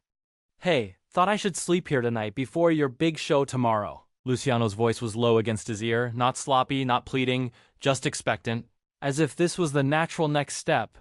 His breath was warm with liquor, mouth already searching in the dark. Santiago turned, eyes catching what little glow filtered through the curtains. "It's late. Just sleep, babe." Luciano gave a short huff of amusement, brushing his lips against his neck as if the word had no weight. Santiago caught his wrist, pulled him in close, arms closing around him with the same finality he brought to every decision. "Come on, you also have practice in the morning, sleep." It wasn't rejection, at least not in Luciano's eyes. Just Santiago being Santiago, rules, boundaries, always control. Luciano pressed one last kiss, smirked faintly at the firmness in those arms, and shifted free. Within minutes his back was turned, breath already heavy, body slack in the way only exhaustion allowed. Snoring filled the silence. Santiago lay awake, staring into the dark, the scent of smoke and beer still clinging between them. Relief settled in him that Luciano was here at all. But even as he listened to that steady rhythm beside him, the ache lingered. Being home and being with him were never quite the same. Santiago rose earlier than even his discipline demanded. Not 6 on a Saturday, but before 5, the city still hushed outside. He couldn't lie still. The weight of the day pressed too much against his chest. He moved quietly, gathering himself into the routine that steadied him. Coffee first, dark and measured. Eggs simmering, fruit sliced into clean halves. He plated them carefully, arranging one set for himself and another for Luciano, knowing full well it would go untouched, but making it anyway. A note, scrawled in neat letters, waited on the fridge. "Eat something before practice." The shower steamed the mirrors, washing away the last of sleep.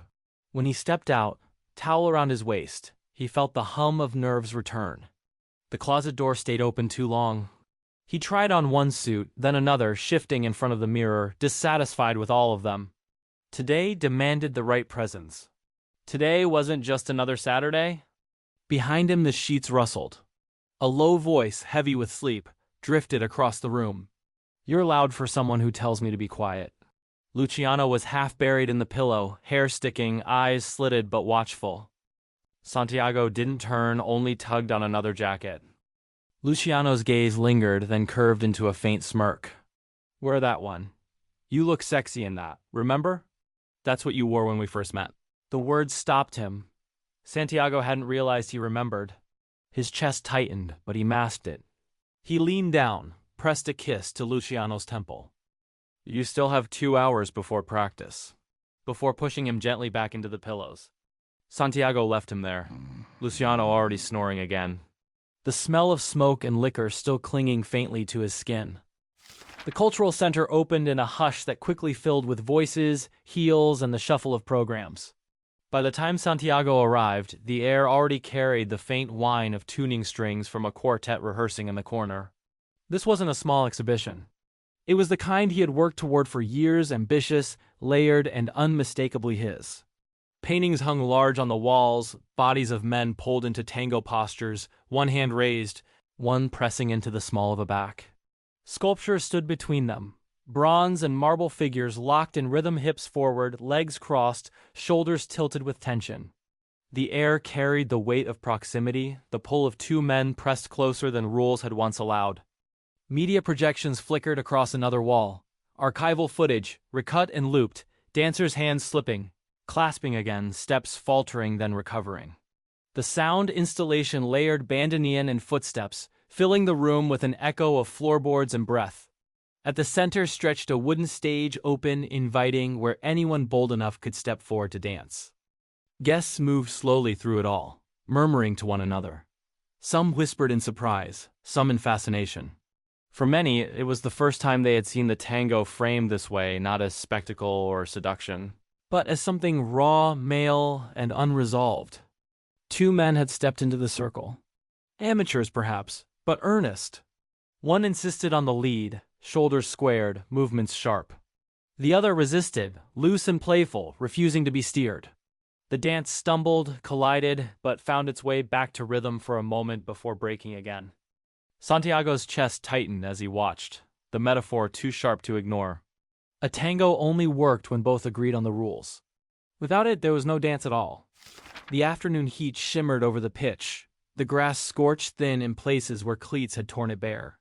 Luciano laced his boots tight, bouncing once on his toes before jogging out, chest still heavy from last night but lungs opening in rhythm.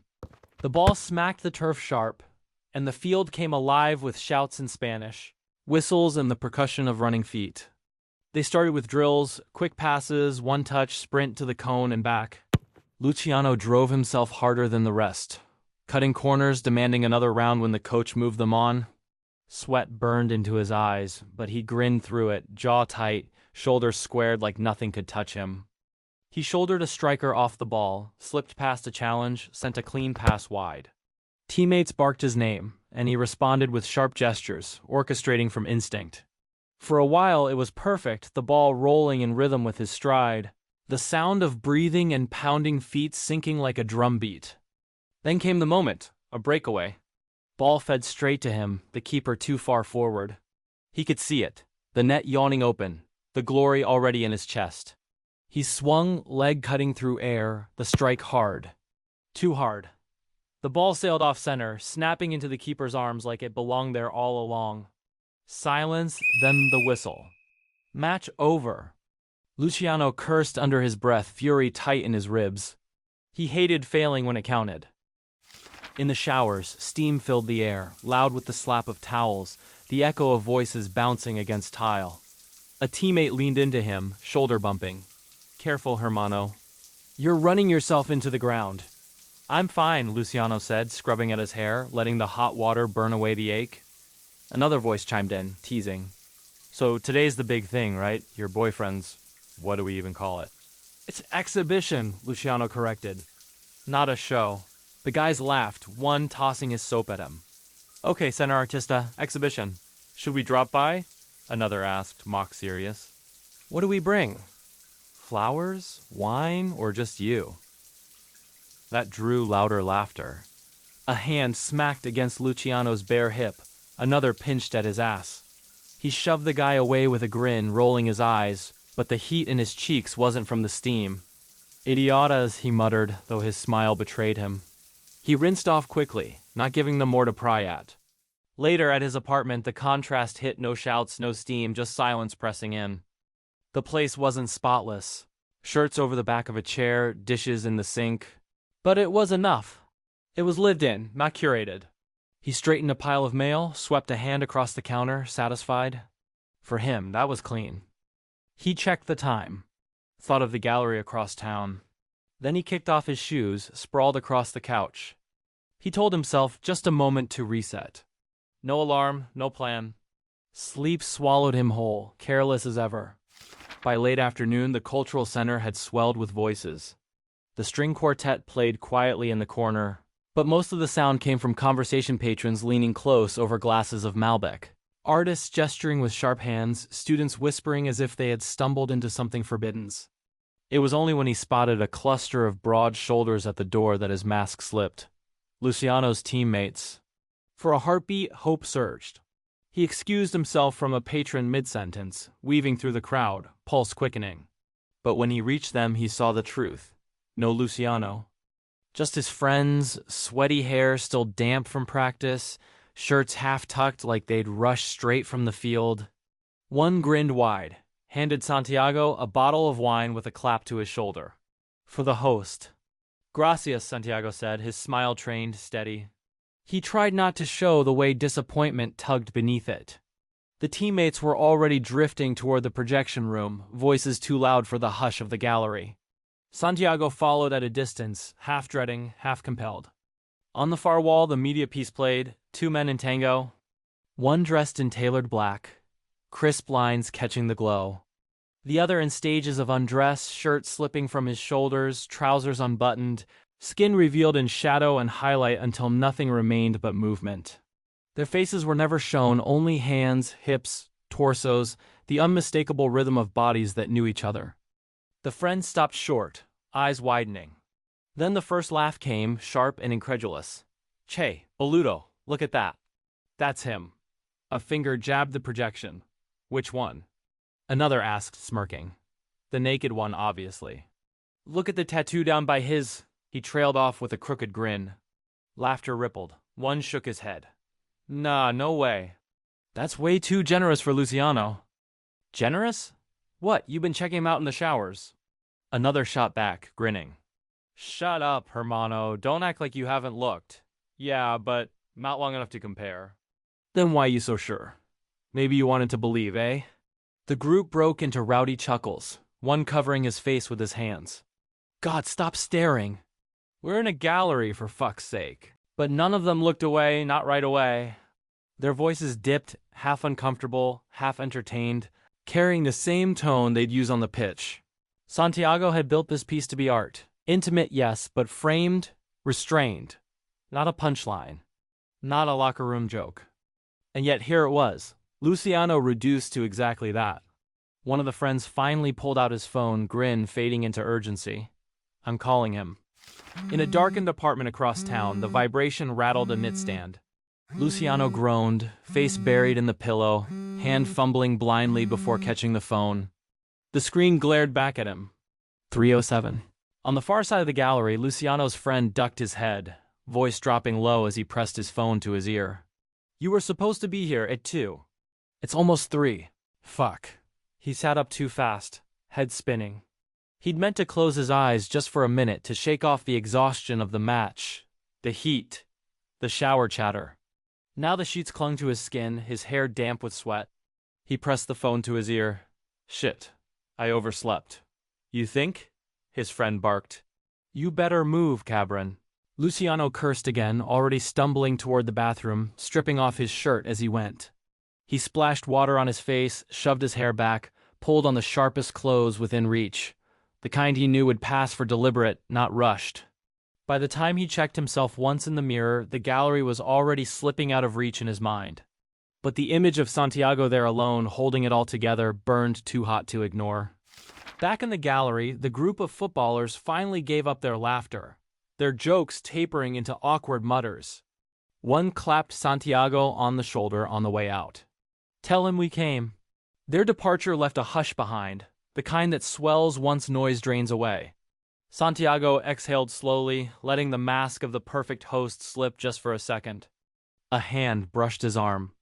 Santiago turned. "Dance?" the stranger asked, a glass of Malbec still dangling in his other hand, his smile open, insistent. For a moment, Santiago hesitated. This wasn't the plan, he was the curator, not the performer. But the stage he had built was waiting, and eyes were turning toward them. The polite refusal stuck in his throat. He nodded. They stepped onto the wooden floor. The bandoneon swelled faintly in the soundscape, the stranger's hand finding his, another pressing to his back. Santiago stiffened, then yielded. They moved into rhythm, not flawless, but searching. One step, a pivot, a pause where breath drew too close. It was meant to be symbolic, invitational, an audience reminded that tango belonged to anyone willing. But as the stranger's grip firmed, as their bodies found sync, something charged filled the space. Santiago felt the heat in it, the way eyes began to follow. The intimacy he'd curated as concept was becoming undeniable, lived. And then, from the doorway, another presence. Luciano. Still in the sharp clothes he had thrown on minutes ago, chest heaving from the rush, eyes locked on Santiago. He froze only long enough to take in the scene, the closeness, the hand at Santiago's back, the faint flush on his face. He knew that look. He knew that body when it leaned into desire. And it was enough to split him open. Luciano didn't storm in right away. He stood at the edge, jaw set, fist tight at his sides, watching. Santiago's steps were precise, controlled as always, but there was a flush in his cheeks, a softening in his shoulders. The stranger spun him once, drew him close again, and Santiago didn't pull away. His eyes caught for a moment, lids half lowered, the barest hint of surrender in his face. That was all it took. Luciano's chest burned hot, breath heavy, the memory of their first dance crashing against the sight of this one. The body he loved, the rhythm he thought was theirs on display, shared with someone else, the intimacy of it undeniable. The music swelled. The stranger's hand pressed firmer at Santiago's back. And then Luciano moved. Through the crowd, onto the stage. A hand closing around Santiago's wrist, hard enough to halt the step mid-beat.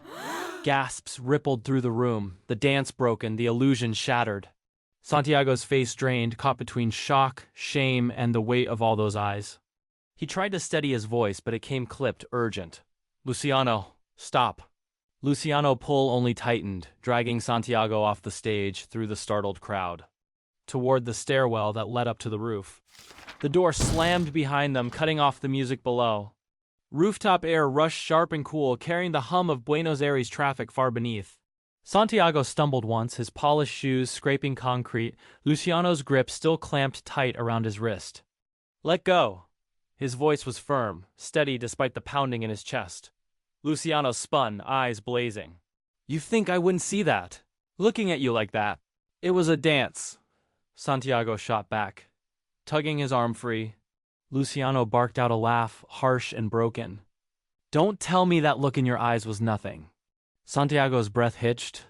For a moment he had no words, stunned by the accuracy of the accusation.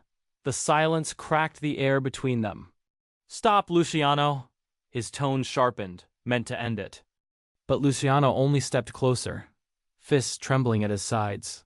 "Stop? You want me to stop? You put it on a wall for strangers to laugh at. You let him touch you like that in front of everyone." Santiago's jaw tightened, words coming sharp. "It was art." "Art?" Luciano's laugh was bitter now, tearing out of him. "You think I care about art? That night, when you filmed us, it wasn't art to me. It was love. Real."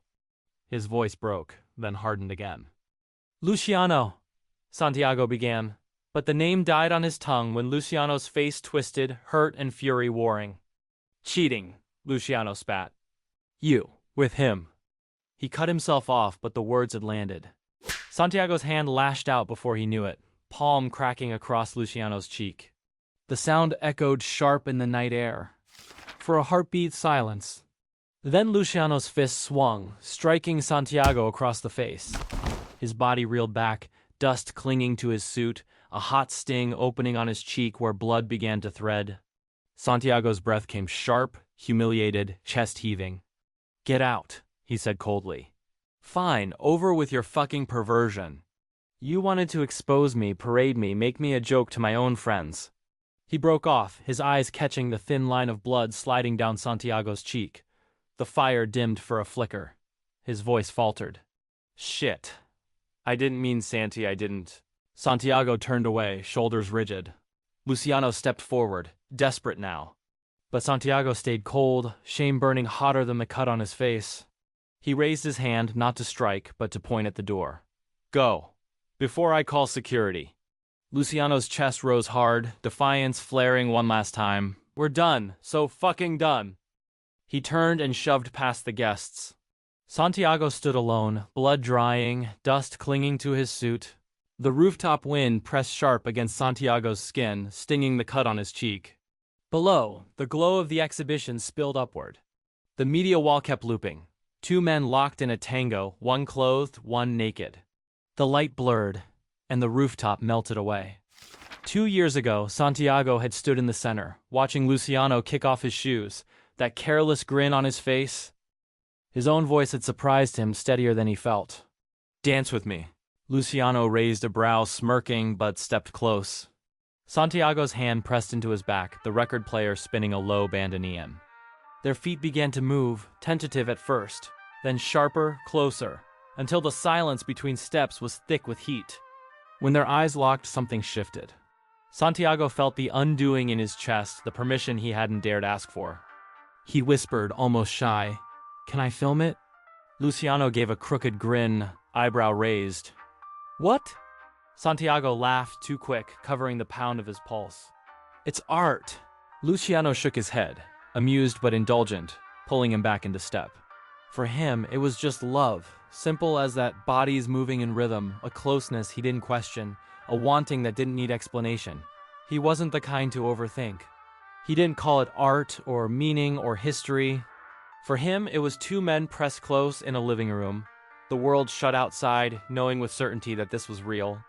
For Santiago, it was love too, but layered. It was creation, it was expression. It was the moment he had been waiting for without knowing it. He felt it not only in his chest, but in his mind, in his fingertips itching for permanence. He wanted to hold it, capture it, make it last beyond the fleeting minutes of music. Luciano's smile lingered as they moved, but his gaze was steady, searching, almost questioning, like he was asking without words. The music carried them. The record skipped once, caught and kept spinning. Their bodies pressed tighter, steps tangling until movement gave way to stillness. They laughed into each other's shoulders, breath hot, sweat dampening shirts. And when the laughter faded, their mouths hovered close enough that the air itself felt charged. The camera sat on the table, forgotten, the little red light still blinking. But what it didn't catch was what mattered most. The pause, the weight of the look, the sound of their breaths threading together. The moment when love stopped being something implied and became something undeniable. That night became their secret, their proof. Now it was projected in cold light, stripped of privacy, endlessly repeating for strangers who could never understand. The loop still playing below, strangers watching without knowing. Their love immortalized not as memory, but as exhibition. And Santiago stood hollow, the echo of his own words burning back at him. It's art. ESTJ and ISTJ, one who builds love into structure, hoping it will last forever, and one who guards love as memory, sacred because it was theirs alone. Together they found rhythm, but rhythm breaks, when rules collide with silence, when one reaches for permanence, and the other holds too tightly to the past. That's what happens when men are too intimate. When a dance says more than words ever should. This was Santiago and Luciano. A story of order and loyalty, of closeness made art, and of love that could not survive the gallery lights. Some stories don't begin with vows or rings. They begin with a trip, a weekend, a choice to join even when you're not sure if you belong, snow on the ground, the hum of skis carving down, the hush of a fire waiting at night. Welcome to Men Being Too Intimate, an audio story series exploring what happens when two men blur the emotional lines between certainty and hesitation, between command and caution, between keeping it casual and realizing it never was. Tonight's story brings us to Whistler, British Columbia, where an ENTJ seasoned, commanding, sure of himself, and an INTJ younger, thoughtful, still uncertain, spend one weekend in the snow with friends who've already built a life, with silences that speak louder than laughter, and with a fire that burns warmer than either expected. This is Men Being Too Intimate, the Unplanned weekend. It wasn't snowing tonight. The city outside Alex's windows was damp with the ordinary drizzle of Vancouver winter, street lamps bending the mist into halos. Inside, the living room was dim, the only glow coming from the television murmuring a movie neither of them were really watching. Ethan was stretched along the couch, half reclined, his shoulder pressed into Alex's chest. The blanket Alex had pulled over them was soft, heavy, smelling faintly of cedar from the storage trunk. Ethan felt warm, lulled by the absent-minded rhythm of Alex's hand brushing along his arm. It was in that comfort, in that lull, that Alex said it. "Mark and Daniel are planning the Whistler trip again. Come with me." Ethan's body tensed before his mind caught up. He shifted, lifting his head from Alex's shoulder, blinking at him. "Whistler, with your friends." Alex didn't look away from the screen, though his mouth curved faintly. "It'll be fun." Ethan sat up straighter, putting a little space between them, the blanket sliding down. The sudden distance made the room feel cooler. "We've only been, a few months? I'm not sure I'm the right plus one for something like that." Alex turned, one arm still draped across the couch back. His gaze was steady, patient, the kind that never seemed to waver even when he was being challenged. "It's not about right. It's about wanting you there." Ethan looked at the coffee table, at the mug still half full, at anything but Alex's eyes. His voice came out quieter, edged with defensiveness. "I don't want to sit through a weekend of inside jokes and stories I can't add to.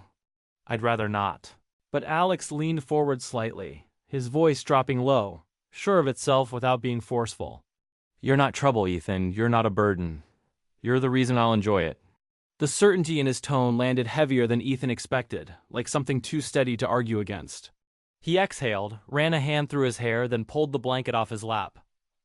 "I should probably get back to my place." The words slipped out like an excuse, softer than no, but nowhere near yes. Alex didn't argue. He only nodded, rising to fetch Ethan's jacket from the chair where it always landed when he stayed late. Ethan slipped it on, the silence between them stretching. Not awkward, just full. At the door, he leaned in, pressed a quick kiss to Alex's cheek. Not a hug, not a promise. Just enough to say I was here without saying more. Then he was gone, the apartment door closing behind him, leaving Alex in the quiet glow of the television, the invitation still hanging in the room. Ethan's apartment always reminded Alex of the years before everything became polished. Before corner offices and catered dinners, before curated furniture and staged perfection. It wasn't messy, but it was lived in. Books stacked in uneven towers by the sofa. A lamp with a dented shade throwing warm light across the room. Sketches and photographs tacked to the fridge with mismatched magnets, one of them holding up a takeout menu that looked like it had been there for months. Alex let his gaze linger, not for the first time, but with the same quiet fondness as before. He liked the coziness of it. The space carried no performance, no need to impress. It pulled him back in small ways to when he was younger, when life fit into compact apartments and dinners were improvised. From the kitchen, steam rose in curls, carrying garlic and basil. Ethan moved with an easy rhythm, sleeves pushed up, wooden spoon in hand. Alex leaned against the counter, the corner of his mouth twitching as his eyes caught on something by the hallway. A pair of ski gloves set neatly on top of a small duffel. A pair of goggles resting beside them. Not displayed. Not hidden. Just there. Ethan followed his glance and smirked without lifting his eyes from the sauce. "So, ski or snowboard?" Alex raised a brow. "That's your way of admitting it?" "Just a question," Ethan said, his tone light, evasive. He stirred once more and tasted from the spoon, pretending the gloves didn't exist. Alex stepped closer, catching the simmering scent. Smells good already. Ethan's mouth curved, self-satisfied. My pasta's always the best. Alex leaned in, his voice dipping, amused. Who said I was talking about the food?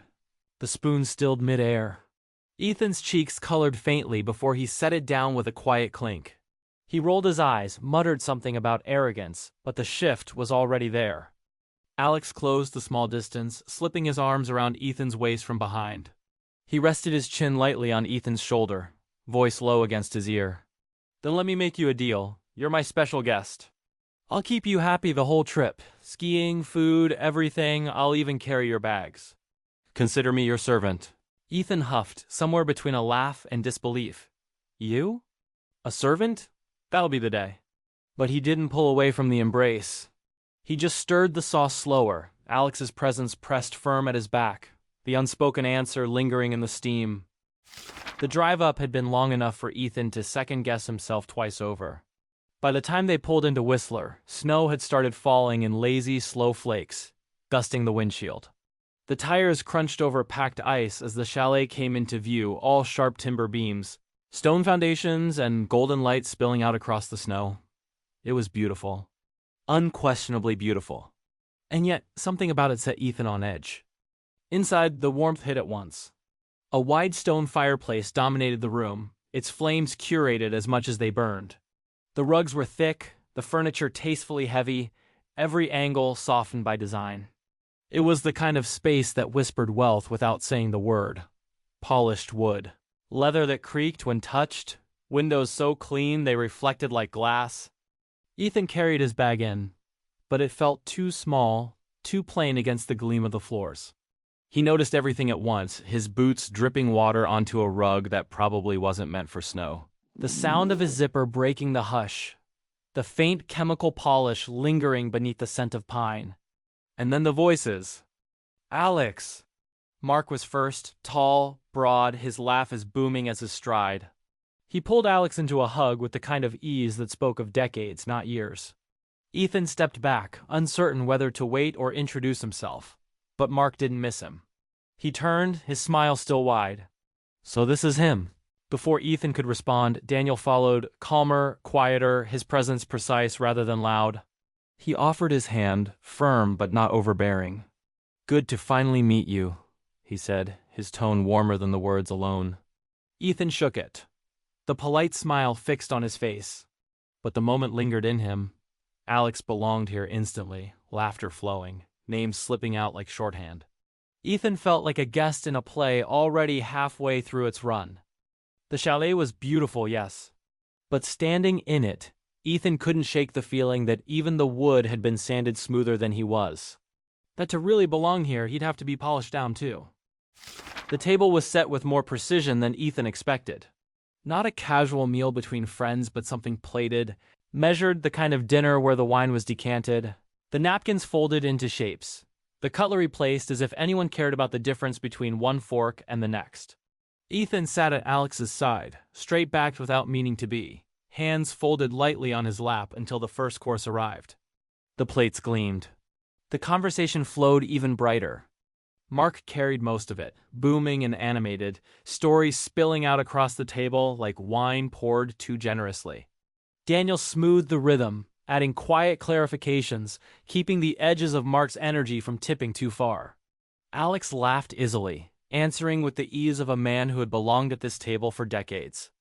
Ethan tried to smile when they laughed, tried to laugh when they smiled, but he felt the seconds stretch differently for him. Every word he offered seemed to drop lighter than theirs, as if it didn't quite land. His pasta nights and stacks of books felt far away under the shine of crystal and polish. It was Daniel who noticed first.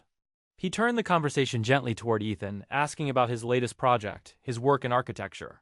Not prying, not testing, just attentive.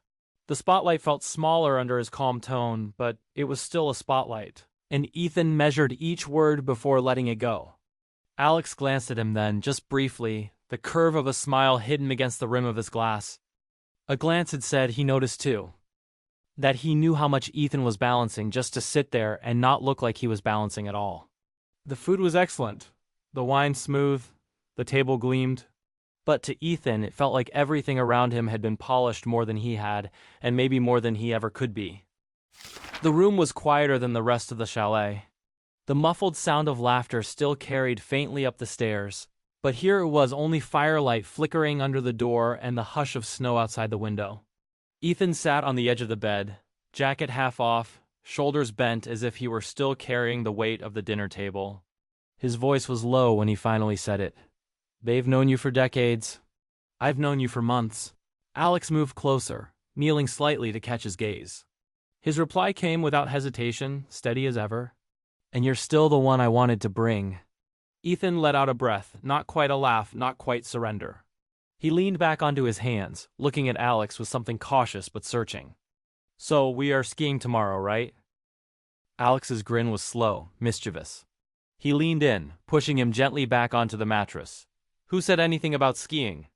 The words landed half a joke, half a promise, and Ethan's laugh caught in his throat as Alex kissed him, not rushed, not casual, but hungry enough to erase the polish of dinner.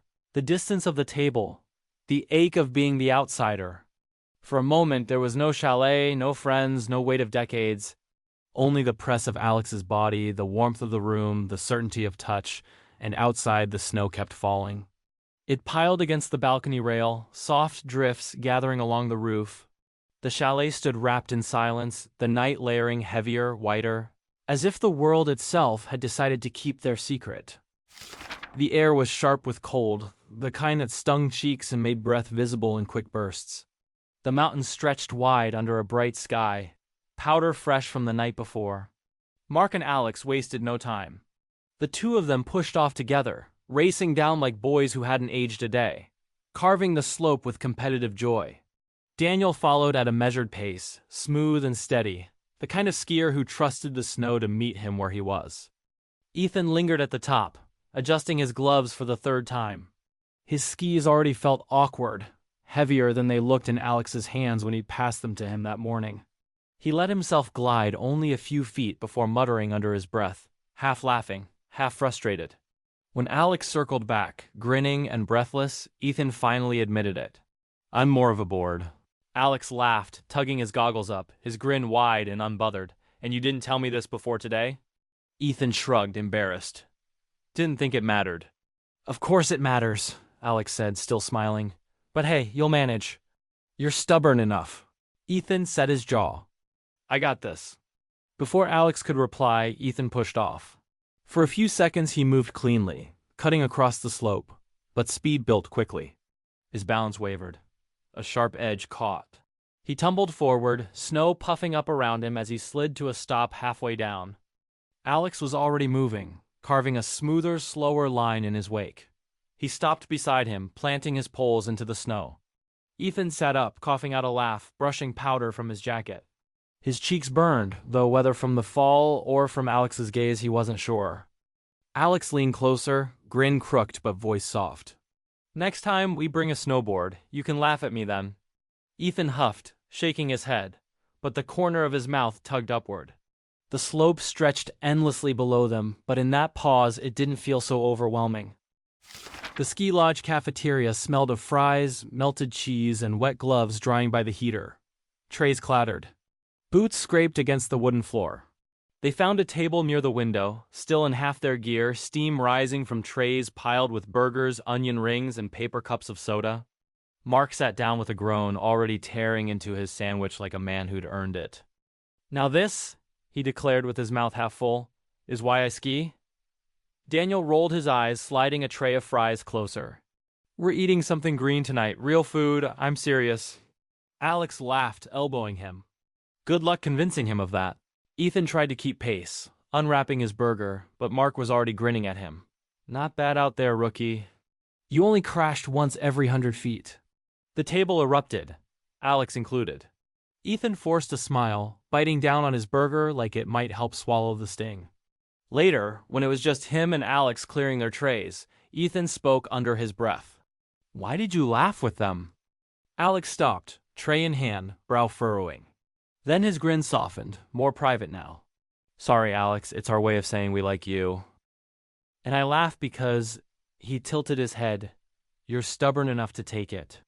Ethan huffed, shaking his head, but his lips curved despite himself. Next time I'll make sure you're the one falling. Alex leaned closer, dropping his voice. I'd let you catch me. The cafeteria noise swelled around them, trays clattering, boots stomping back out to snow. But for that moment, the noise felt far away. The dinner was good, better than Ethan expected. Not the polished elegance of the chalet's first night, but warm and unhurried, tucked into a little restaurant at the edge of the village. The wine loosened his shoulders, the food filled without ceremony, and for the first time since they'd arrived, he felt like he wasn't measuring himself against the room. It was the walk back that stayed with him. Snow fell steady, flakes drifting under the street lamps, the night softened by their glow. Mark and Daniel walked ahead, close enough to brush shoulders, their gloved hands linked as naturally as breathing. They didn't talk much. They didn't need to. Years had done the work words once carried. Ethan slowed, watching them. There was no performance in it, no display, no self-consciousness. Just two men who had already weathered their storms, who had chosen, day after day, to keep holding on. Beside him, Alex kept pace, gaze forward, content in silence. Ethan hesitated, flexing his gloved hand once before sliding it into Alex's. The leather brushed awkwardly at first, but then settled, the gesture steady. Alex glanced down, surprise flickering only for a second before his gloved fingers closed firmly around Ethan's. He gave the hand a squeeze, turning his head just slightly. "Thanks for coming," Alex said quietly. Not casual, not perfunctory, but with a weight that landed deeper than the words themselves. Ethan swallowed, his chest tightening. Not with nerves, but with something simpler. Something surer. And then, out of nowhere, a snowball hit Alex square in the shoulder. Alex froze, mock offense lifting his brows, while Mark turned ahead, already grinning. "Thought you two needed a reality check." Ethan blinked, caught between laughter and shock, then scooped a handful of snow, packing it clumsily but quick, and hurled it back. His throw hit wide, exploding near Mark's boots, but it was enough. Mark whooped. Daniel ducked, already forming his own. Alex's grin broke wide as he crouched, gathering snow in practiced handfuls. Within seconds, the quiet walk became a flurry of shouts and flying snow, gloves stinging from impact, breathless laughter cutting through the night. Ethan's cheeks burned, but this time not from embarrassment. He was laughing too hard to notice. By the time they reached the chalet, snow clung to their jackets and scarves, boots soaked, hearts racing. Mark shoved Alex one last time before heading inside, Daniel shaking his head but smiling. Ethan lingered at the door, catching Alex's grin through the frost and firelight. It wasn't polished. It wasn't measured. It was messy, loud, boyish, and it felt like belonging. The fire snapped low and steady, each crackle echoing in the quiet room. Shadows bent along the wood-paneled walls, the beams overhead carved in orange light. 4 wineglasses glowed on the table, half-finished, their surfaces catching the warmth. Mark's laughter had ebbed into something gentler, his shoulders easing as he leaned back. For once his voice dropped, softer, as though the fire demanded honesty. "There was a winter," he began, "when Daniel and I nearly called it quits. Too many days circling each other in silence, too many nights waiting for the other to speak first. We thought maybe we'd lost it." Daniel shifted closer, their knees brushing. His hand covered Mark's, steady, unflinching. Mark glanced at him, his voice softening further. "But then one night, sitting by a fire not much different from this one, we talked, really talked. And we chose to hold on, not just that night, not just once, but every day since." The room stilled. The words hung with weight, but not heaviness. They didn't drag the air down. They filled it, warm and whole, the way years lived together leave no need for polish. Ethan felt it land. Felt it in his chest, in the steady rhythm of the fire, in the silence that followed. He hadn't expected to be moved like this. By another couple's story, by the raw simplicity of it. Love not as perfection, but as persistence. Beside him, Alex cleared his throat lightly, voice carrying into the quiet. Not rushed. Not just for Ethan. For the room. "I've always admired that," Alex said, nodding toward Mark and Daniel. "Not because it's neat or easy, but because you chose. Again and again when it would have been easier not to. His gaze flicked to the flames, then lifted, finding each of them before settling back to the fire. When I first met Ethan, a pause, deliberate, waited. I wasn't looking. I thought that spark was behind me, but it was there. Still is, and sitting here tonight with all of you, it feels like I brought the right person. The silence that followed wasn't awkward. It was thick with warmth, with something given openly and received fully. Ethan sat frozen for a heartbeat. The fire blurred in his vision, heat gathering in his chest in a way that had nothing to do with the flames. He had known Alex would say that not here, not allowed, not for others to hear. Something inside him gave way. He shifted closer, first his shoulder brushing Alex's, then leaning fully against him. The movement wasn't casual. It was a decision. Alex moved easily, lifting his arm, wrapping it around Ethan's back. The gesture was natural, steady, as if he had been waiting. Ethan exhaled, long and quiet, pressing his temple against Alex's shoulder. He stayed there, letting himself feel the warmth of the fire and the firmer warmth of Alex's body beside him. For the first time, he wasn't the outsider. He wasn't measuring himself against anyone. He belonged. And it was good, really achingly good, to be here. When Mark and Daniel finally rose, it was without hurry. Daniel touched Mark's shoulder. Mark answered with a grin that hadn't faded even through the memory of old storms. Their footsteps carried softly up the stairs, leaving warmth in their wake. The room settled into hush.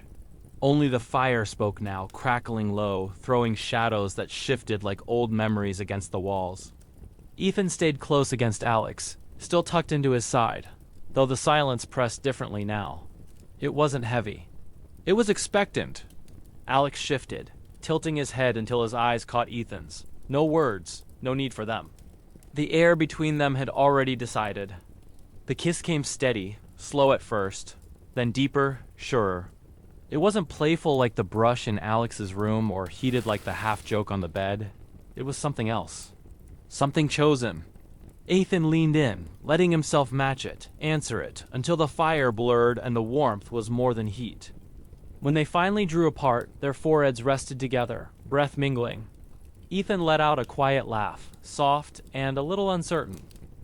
Alex chuckled, his hand squeezing at Ethan's side, pulling him in. "I love you." Ethan laughed again, freer this time. The sound carried lighter than it had all weekend. Alex rose, steady, and offered his hand. Ethan took it without hesitation.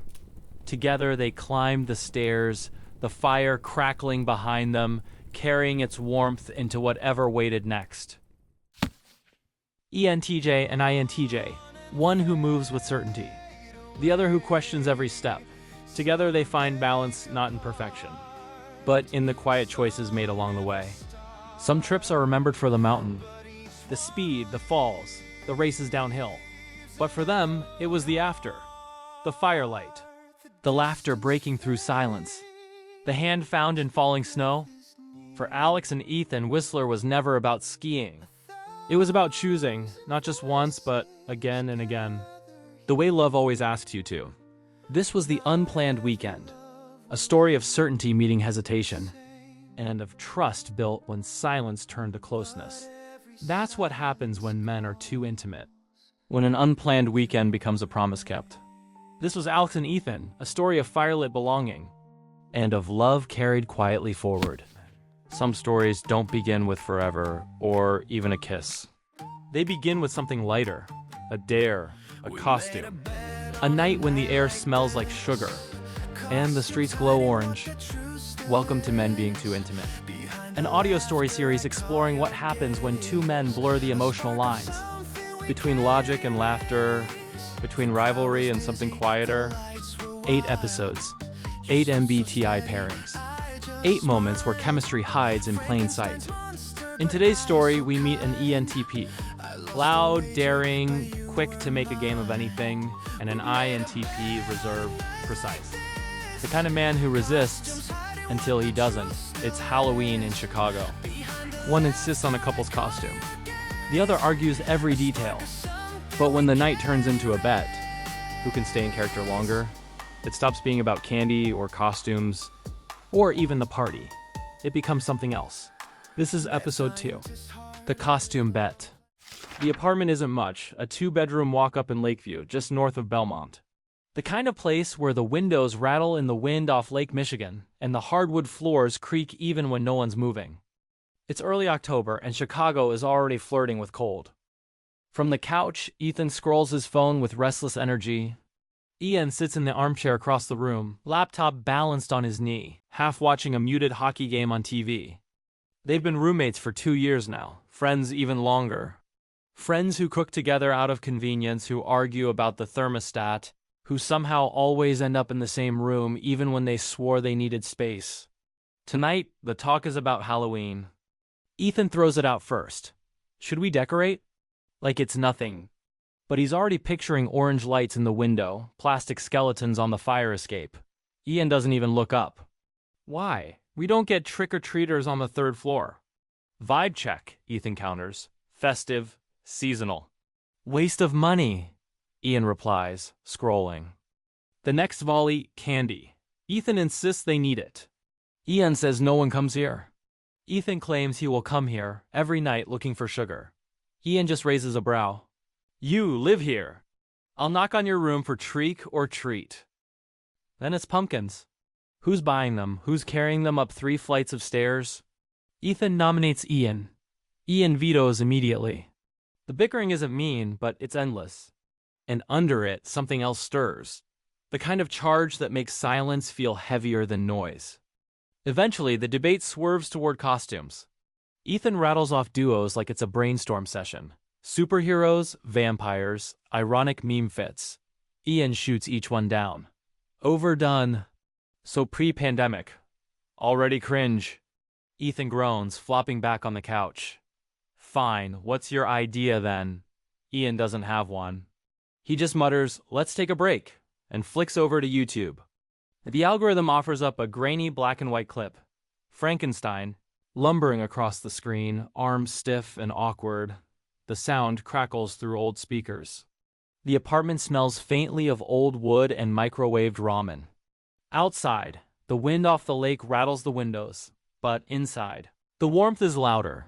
2 roommates circling each other with words. That's it, Ethan says, grinning. We go as Frankenstein and the scientist. Ian raises a brow, unimpressed. Obvious. Done a million times. Classic, Ethan corrects. Timeless.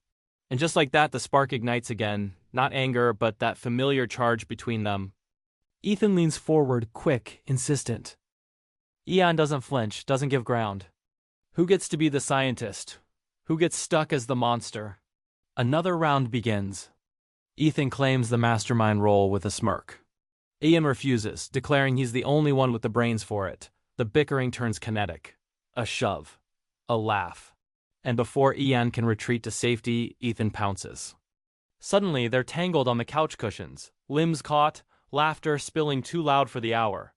Ian resists with logic, complaining about angles, leverage, this isn't fair. Ethan answers with momentum. In a final push, Ethan pins him, breathless, grinning from above. I'm the brain, he declares, triumphant. You're the grumpy monster. For a second, neither moves. The laptop hums. The glow from the black and white film paints their faces in flickering light. It's still a joke, still framed as play. But the weight of Ethan leaning over Ian lingers too long to be casual. And in that pause, just long enough to notice, the line between roommates and something else blurs. Weekends in Lakeview always feel a little louder. Clark Street hums with strollers and dogs, the smell of coffee drifting out of corner shops, paper bats taped to doors that won't stay flat.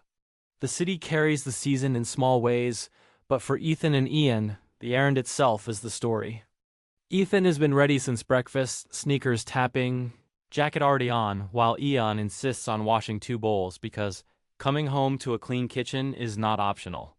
They step out into the chill, Ethan pointing at every decoration like a tour guide, Ian calling each one a hazard until the store finally swallows them. Inside, the air is sharp with rubber and sugar, fluorescence buzzing overhead. A plastic witch cackles every time someone brushes her sensor, which Ethan does twice on purpose. Candy is first.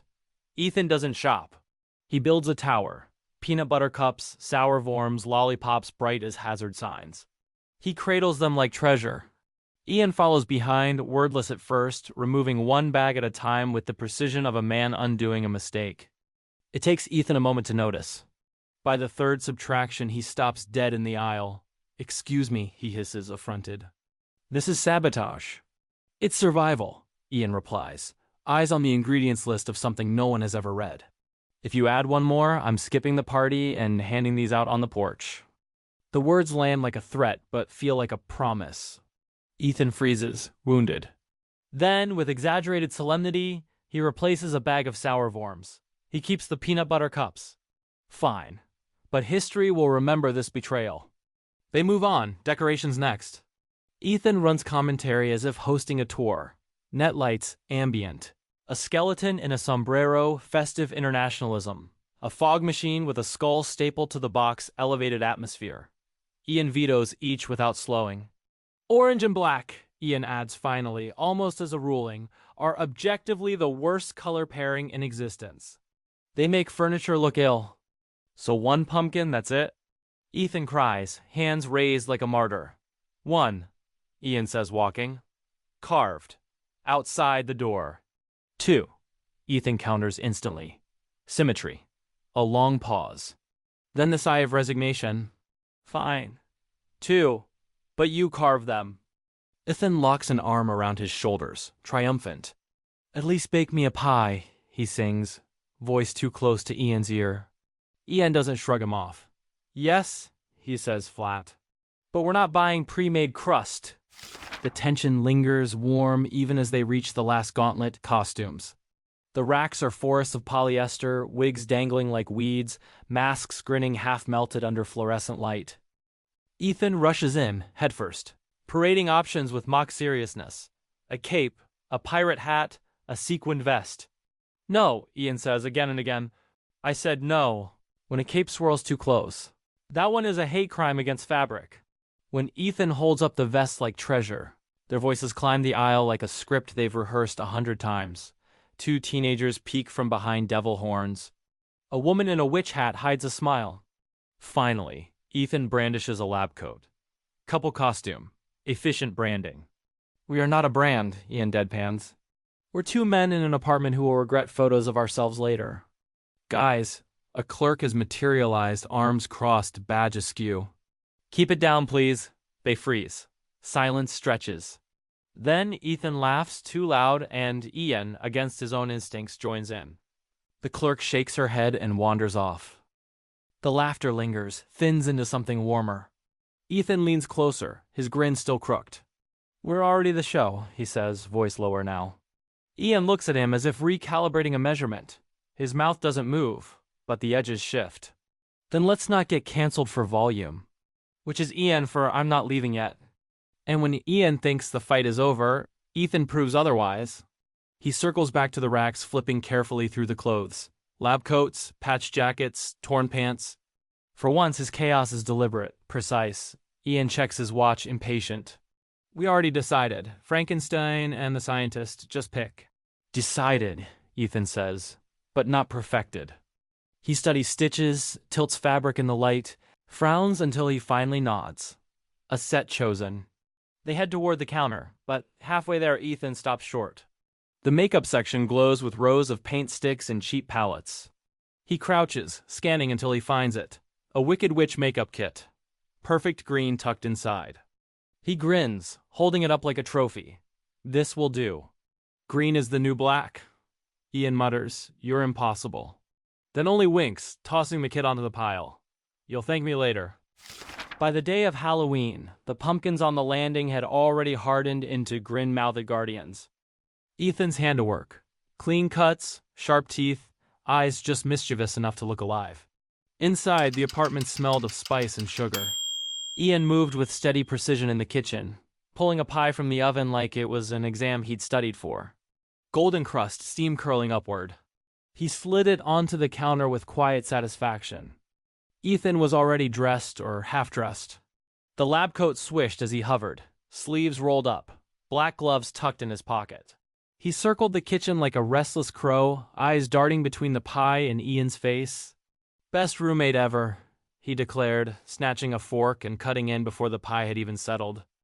Ian muttered something about cooling times, but Ethan only grinned, talking around the bite. Unbelievable. You're wasted in accounting. This is Michelin star. Ian tried not to look pleased, which only made him look more so.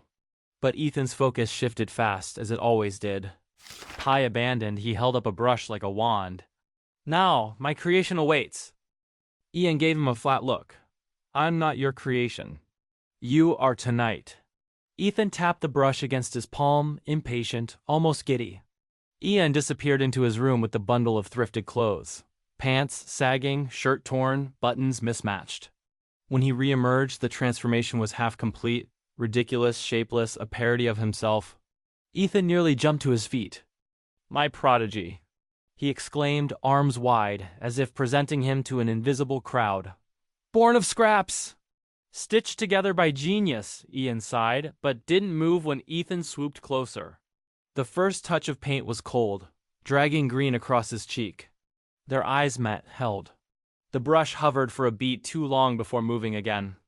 Silence hummed under the sound of the fridge under Ethan's two bright jokes. Hold still, he murmured, brushing along Ian's jaw, over his temple, down the curve of his neck. Each stroke required closeness. Each closeness lingered. When the brush traced lower, across his collarbone, Ian flinched. Just slightly. Enough to be noticed. Ethan laughed too quickly, covering it with bravado. What, am I making you nervous? The words landed heavier than he meant. His grin faltered, but he didn't take them back. Didn't apologize. He just kept painting, quieter now, each stroke slower. Ian didn't answer. But something shifted. His chest rose sharper. His body stayed still but not relaxed. Ethan leaned in to paint the curve of Ian's shoulder. Brush steady, grin tilted. That's when he noticed the shift. His gaze dipped lower, caught it before he could stop himself. You getting hard on me? He blurted, half a joke, half too honest. Ian froze, eyes darting down, as if he could will his body into stillness. He shifted his stance, hands lowered, trying to hide what was already obvious. Ethan's first instinct was regret, but instead he threw his arms wide, brush held high like a conductor's baton. Of course! My creation is a man. He announced in a mad scientist flourish, voice loud enough to rattle the cupboards. It's alive! It's powerful! It's rock hard! It works! Ian groaned, dragging a hand down his painted face, muttering, You're impossible. But there was the faintest pull at the corner of his mouth, the ghost of a smile he didn't want to give away. The tension didn't vanish. Not really. It only shifted, tucked into laughter that wasn't quite safe. Ethan returned to his work quieter now, but every brush stroke felt different. Every line between joke and truth thinner than before. The party is already chaos when they arrive. A loft near Wrigleyville, pulsing with bass, the air thick with beer and fog machine smoke. Every corner is a collage of costumes. Angels with glittered wings, vampires dripping red syrup, superheroes clinking cans. No one is out of character. Ethan thrives in it instantly. His lab coat flares with every spin, his gloves snapping in dramatic gestures. He plays the part of mad scientist to the hilt, laughing too loud, pulling people into photographs, proclaiming Ian his creation to anyone who'll listen. But it's Ian who stands out. His green skin catches the light in a way that makes him look more statue than joke. The ripped clothes hang just enough to suggest not hide. The deadpan he carries so naturally becomes a performance in itself, magnetic without effort. People notice. They laugh at his one-liners, lean in too close, and Ian, awkward but steady, doesn't retreat. At first, they move together. Ethan dragging him onto the makeshift dance floor, their shoulders brushing, their rhythm clumsy but shared. Drinks appear, disappear, refill themselves. The heat of the room grows, and somewhere in the middle of it all, they get separated. Ethan disappears into a knot of old friends, hugging, dancing, throwing his arm over shoulders with that reckless charm that makes him impossible to lose in a crowd. He thrives on the chaos, fueled by every laugh, every drink passed into his hand. Ian, meanwhile, drifts. He isn't searching for attention, but it finds him. Someone tall, sharp grin, costume indistinct in the haze, pulls him aside with a hand on his arm. Starts asking questions. Starts leaning closer, So who's the scientist? The stranger asks, nodding at Ethan across the room. Ian shrugs. Just a roommate. The words aren't cold. They're simple, flat, as if stating a fact. But in the noise, in the wrong ears, they sound like permission. Because one of Ethan's friends hears them, half hidden behind a mask, drink in hand, catching the exchange like gossip in motion. The friend peels away from the crowd and crosses the room to where Ethan is laughing mid-story. Tap him on the shoulder, lean in. Hey, he says, low but pointed. Your monster just gave someone the green light. The words slide through Ethan like a switch. His grin freezes, then falters. The music doesn't dim, but suddenly it feels too loud. His glass tilts in his hand, forgotten. His eyes find Ian across the room, cornered, smiling faintly. Someone else leaning closer than Ethan wants to see. And just like that, jealousy blooms. Ethan can't stop watching. The way the stranger leans in too close. The way his hand brushes Ian's sleeve, then stays there. The way Ian goes still, not resisting, not inviting, just frozen in that quiet way of his. Something sour twists in Ethan's chest. He lifts his beer, drains it in one pull, the glass clinking too hard on the table. His laugh is gone. His gloves creak as he clenches his hands, then he steps forward.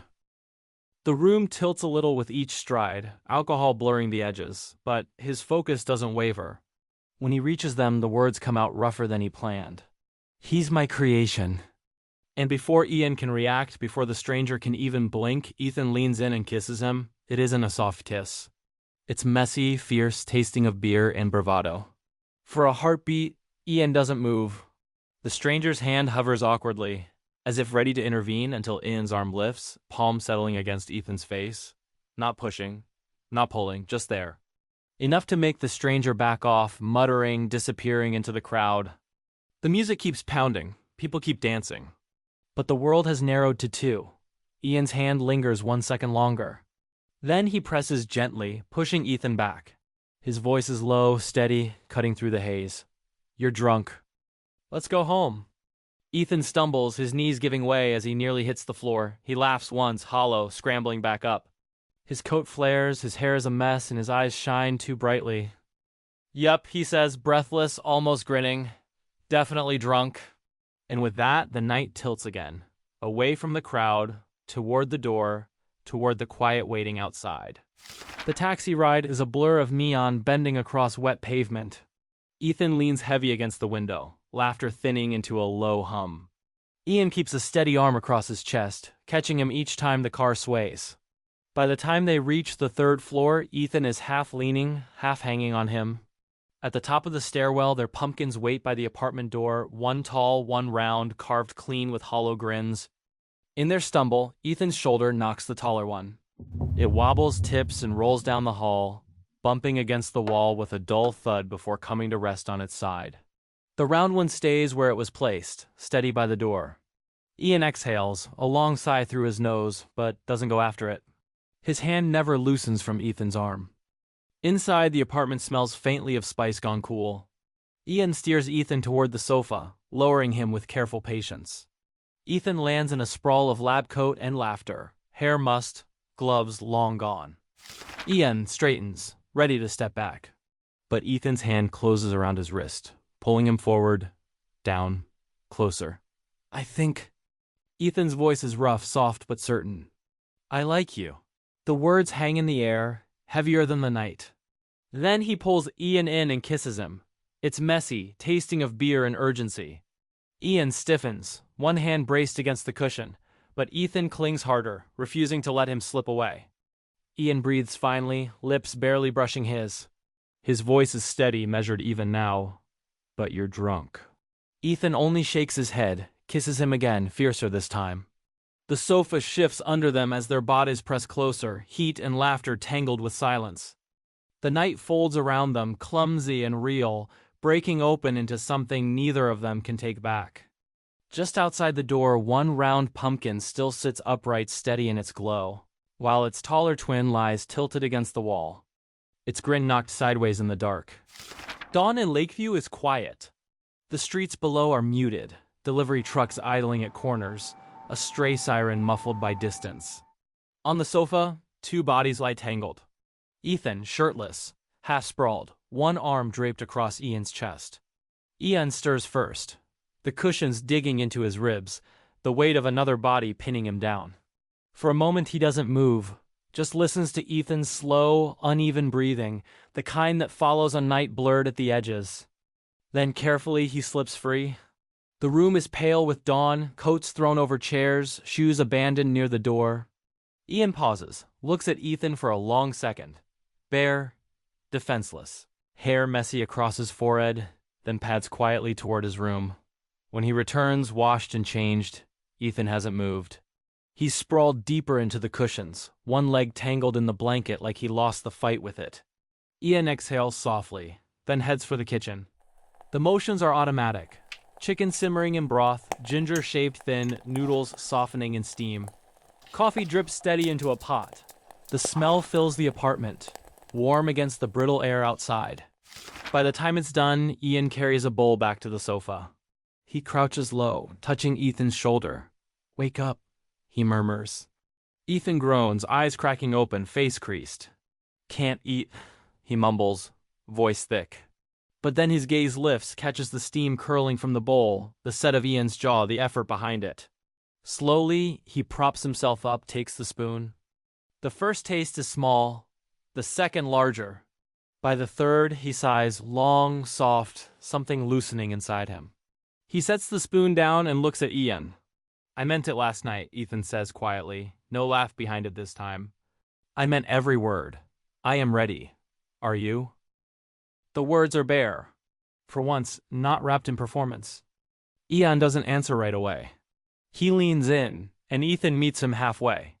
Their lips brush, then hold, steadier than the night before. When the kiss deepens, Ethan shifts closer. The blanket falls, the space between them disappearing.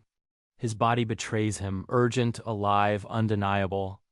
Ian pulls back just enough to smirk, breath ghosting against his lips. "You getting hard on me?" Ethan laughs, half embarrassed, half relieved. And the morning carries forward, heavier and lighter all at once. ENTP and INTP, the spark and the stillness. One restless, reckless, always chasing the next idea. The other quiet, measured, holding back until he can't anymore.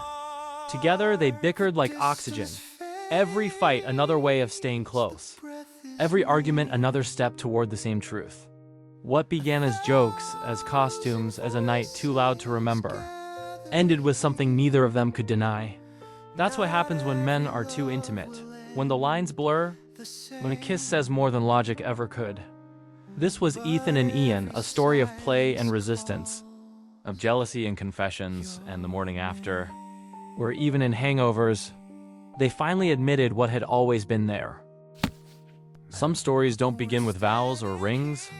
They begin with a meal, with a table, with a place where everyone belongs, a hall filled with noise, the smell of roasted turkey, the laughter of children who don't yet know what tradition means, only that they're welcome here. Welcome to Men Being Too Intimate, an audio story series exploring what happens when two men blur the emotional lines between service and affection, between tradition and longing, between community and the home they're still building. Tonight's story brings us to Philadelphia, where in ESFJ warm, giving, always hosting, and in ISFJ steady, thoughtful, quietly present. Together they prepare more than food. They prepare to share themselves, a celebration, a slip of truth, and the courage to say what was already felt. This is Men Being Too Intimate, the Thanksgiving announcement. Michael thrived in the countdown to a holiday. The kitchen looked like a command post. Lists overlapping, pens scattered, groceries half-sorted. His voice ran ahead of his thoughts as he counted, cross-checked, then counted again. Mashed potatoes covered. Vegetables done. Stuffing, cranberry, pies all on friends. That leaves... His pen tapped the page like a drumbeat. Turkey. And your salad. Daniel didn't flinch at the weight of it.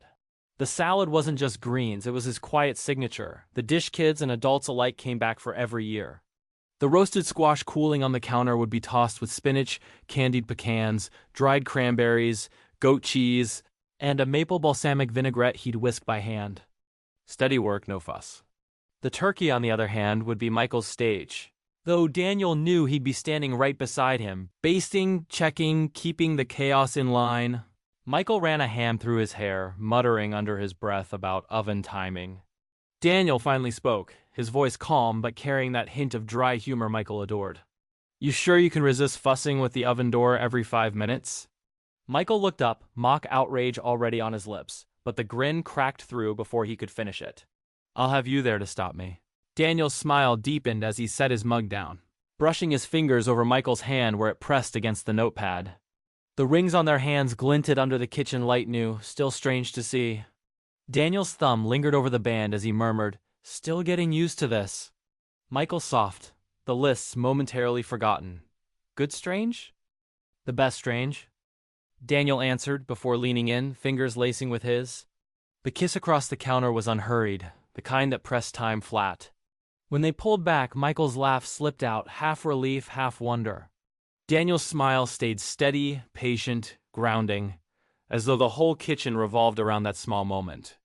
Michael picked the pen back up, tapping it against the list. "You realize one day we'll be doing this with 3 kids underfoot. No one will even hear me panicking." Daniel shook his head, amused, though something in his eyes caught on the thought. "Then I'd better make 2 salads. Michael's grin spread, and the kitchen filled again with his voice counting, planning, moving faster than the pen. Daniel let it run, steadying the chaos the way he always had. The groceries still needed sorting, the week ahead demanded, but beneath it all, the lists weren't just about food. They were rehearsals. Signs of the life they were already building, hand in hand, ring against ring. Michael pushed through the double doors first, arms straining under the weight of 3 oversized turkeys.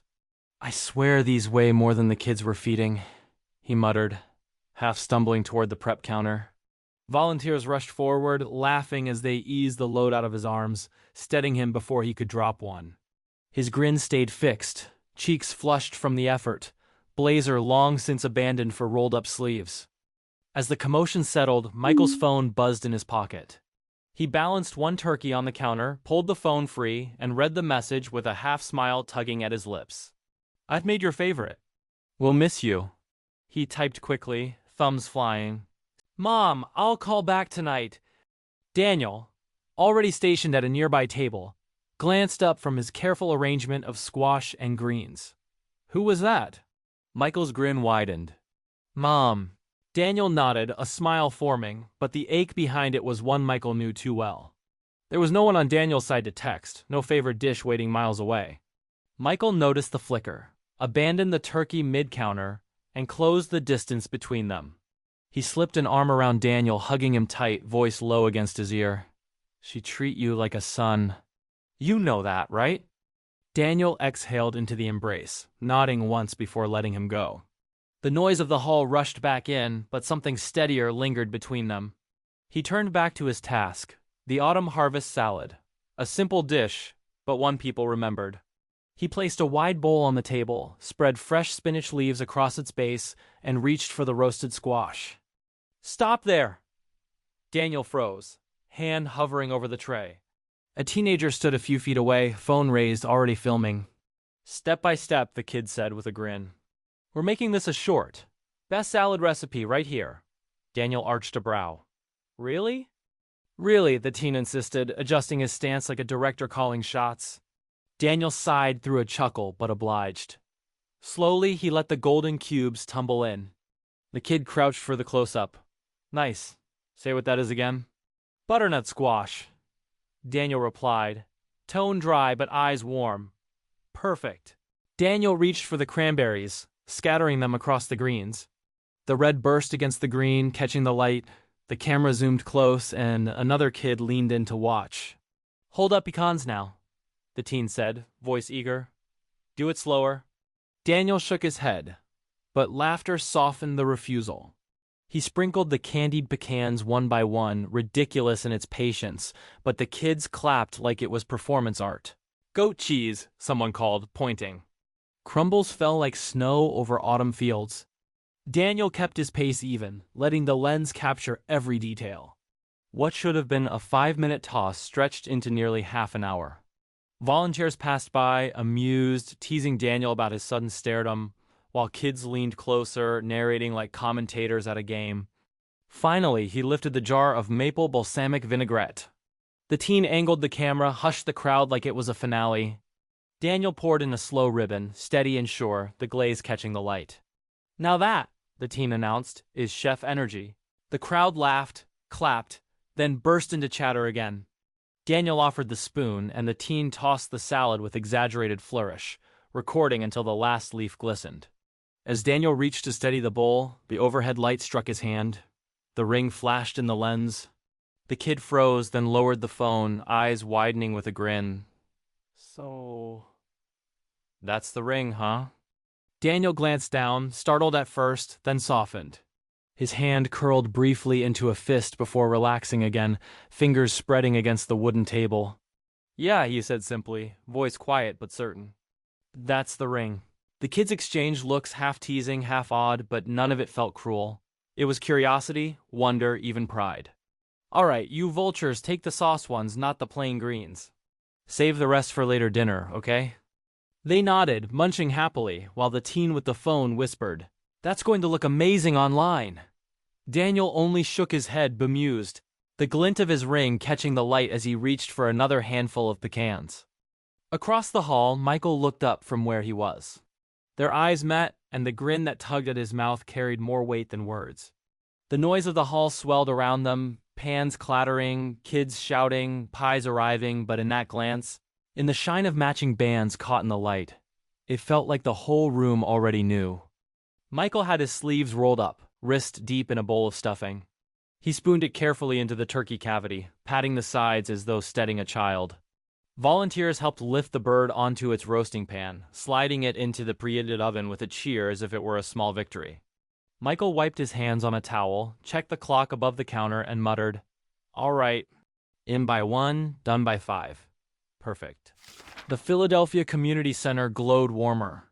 The smell of roasting turkey spread through the halls, blending with cinnamon pies, stuffing, and the faint sweetness of candied yams. Voices bounced against the high ceiling, volunteers streaming in with trays, arms full of serving spoons, laughter spilling over the noise of children darting past. Michael kept to the kitchen, sleeves rolled and pen tucked behind his ear like a soldier in command. He hovered near the ovens, crouching low to squint at the thermometer, basting the turkey he'd claimed as his own. The second bird was roasting steady, the third still waiting for its glaze.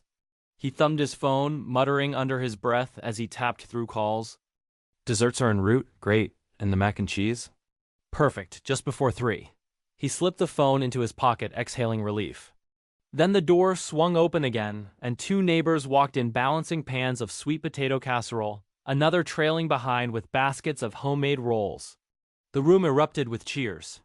Michael's grin stretched wide as he hurried forward to clear counter space, his voice booming with genuine warmth. "You didn't say you were bringing extra. This looks incredible."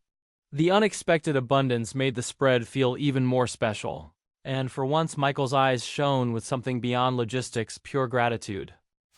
Across the hall, Daniel moved at a different pace.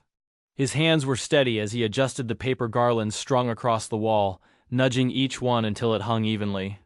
He set votive candles on the long tables, small glass cups catching the light from the windows. When one child leaned forward, reaching for the matches, Daniel crouched beside him and shook his head with a quiet smile. "Not yet," he said, voice soft but certain. "Candles only make sense when dinner starts." The boy nodded solemnly as if entrusted with a secret and darted off again. Daniel stepped back, surveying the tables. Plates stacked neatly, napkins folded, chairs aligned. A basketball thumped against the floor behind him, and when he turned, another boy grinned, spinning the ball in one hand. "You playing later?" the kid asked, bouncing it once with a sharp smack. Daniel chuckled. "I'll play tomorrow." "Can't sweat today, I promise to stay clean for once." The boy groaned theatrically, but accepted it, running off toward the doors where other kids waited. Daniel smiled to himself, brushing flour from his sleeve, then turned back to the hall. The tables shimmered under the autumn decorations. Candles waiting for their moment, the smell of food curling like an invitation in the air. Across the room, he caught sight of Michael again, phone tucked away now, laughing with volunteers as they juggled trays. Different energies, different rhythms, but both carrying the same quiet weight. holding space for a community that already felt like family. An elder stepped forward, silver hair pinned neatly back, cardigan sleeves rolled to the wrist. Her voice carried not with volume but with weight, the kind that quieted even the fidgeting children. She began with a memory, a Thanksgiving long ago, one with too little food but too much love to forget. The details weren't grand. Handmade rolls stretched to feed 10. One pie sliced thin enough for every plate, but the point held steady. Gratitude isn't about the table's size, but the hearts gathered around it. Michael slipped in from the kitchen, wiping his hands on a towel before dropping it over. He found Daniel, near the back posture, relaxed but attention forward. Without a word, Michael sat down beside him. Their shoulders touched, then leaned until they rested just enough to feel the other's warmth. The elder's story wound on of patience, of holding on to love even when it seemed fragile. A little girl raised her hand halfway through, asking if the elder had ever been lonely. The hall hushed further. The elder smiled softly, answering that even loneliness can be softened by remembering love that once was, and by trusting love that's still to come. Daniel's hand found Michael's. The rings caught faint against the string lights, small but gleaming. Neither of them moved to hide it. For a moment, they weren't hosts or volunteers. They were just two men sitting in a circle of community, listening to a story about love that lasts. The elder's voice threaded over them, weaving gratitude into silence, and in that hush, their own story felt like it was only just beginning. Michael carried the first turkey himself, chest proud, sleeves rolled. The bird gleamed golden, skin crisp, juices beating against the knife's edge as he made the first slice. A sigh of approval rippled through the crowd. When he lifted the slice for display, steam curling upward, a child actually clapped. The second came out under the careful balance of two teenagers. The skin crackled as the foil dropped away, scent rich with garlic and herbs. Michael leaned close, tested a cut, and passed a bite to one of the helpers. The teen gave a dramatic thumbs up, sending laughter spinning through the hall. Then the third. Volunteers lowered it onto the table, and Michael pressed his blade through with more effort. The sound was sharper, the slice less generous. The meat pulled dry under the knife. For a moment, the cheer faltered into polite murmurs. One bold teen broke the pause. "This one's dry." Michael froze, blade mid-cut, the hall waiting for his reaction. Then his grin snapped back, quicker than the doubt. "Not mine," he declared, stepping back with flair. The laughter rolled instantly. The room bright again. Heads turned toward Daniel at the far table. He raised his hand in mock surrender, lips pressed tight to hold back a smile. "Yeah," he admitted, chuckling low. "You caught me." The noise swelled louder than before.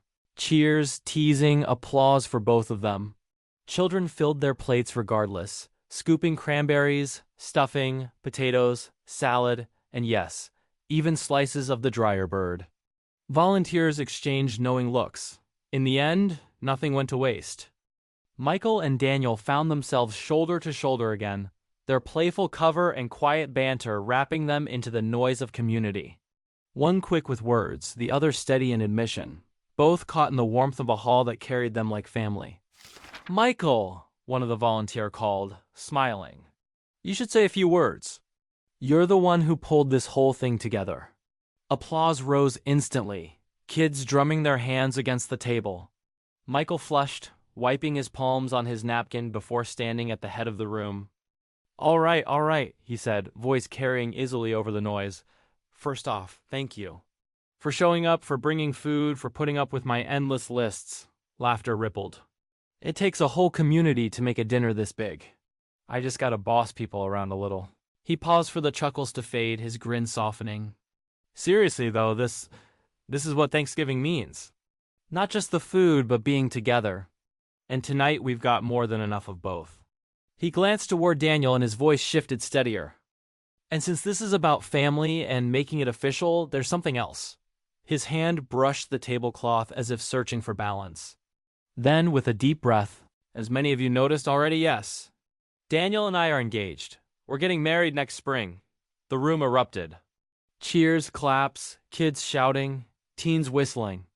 A few people stood, crossing over to shake Daniel's hand, clap his shoulder. Michael laughed into the noise, cheeks red but eyes bright, and leaned just enough to rest his hand on Daniel's back. Daniel raised his hand in half a wave, embarrassed but smiling, the silver band on his finger catching the candlelight. He didn't need to speak, the applause carried everything for him. The hall seemed to glow warmer, the announcement settling not like surprise, but like something everyone had already known and was only waiting to celebrate. Congratulations came from every direction, the word carrying pride more than surprise.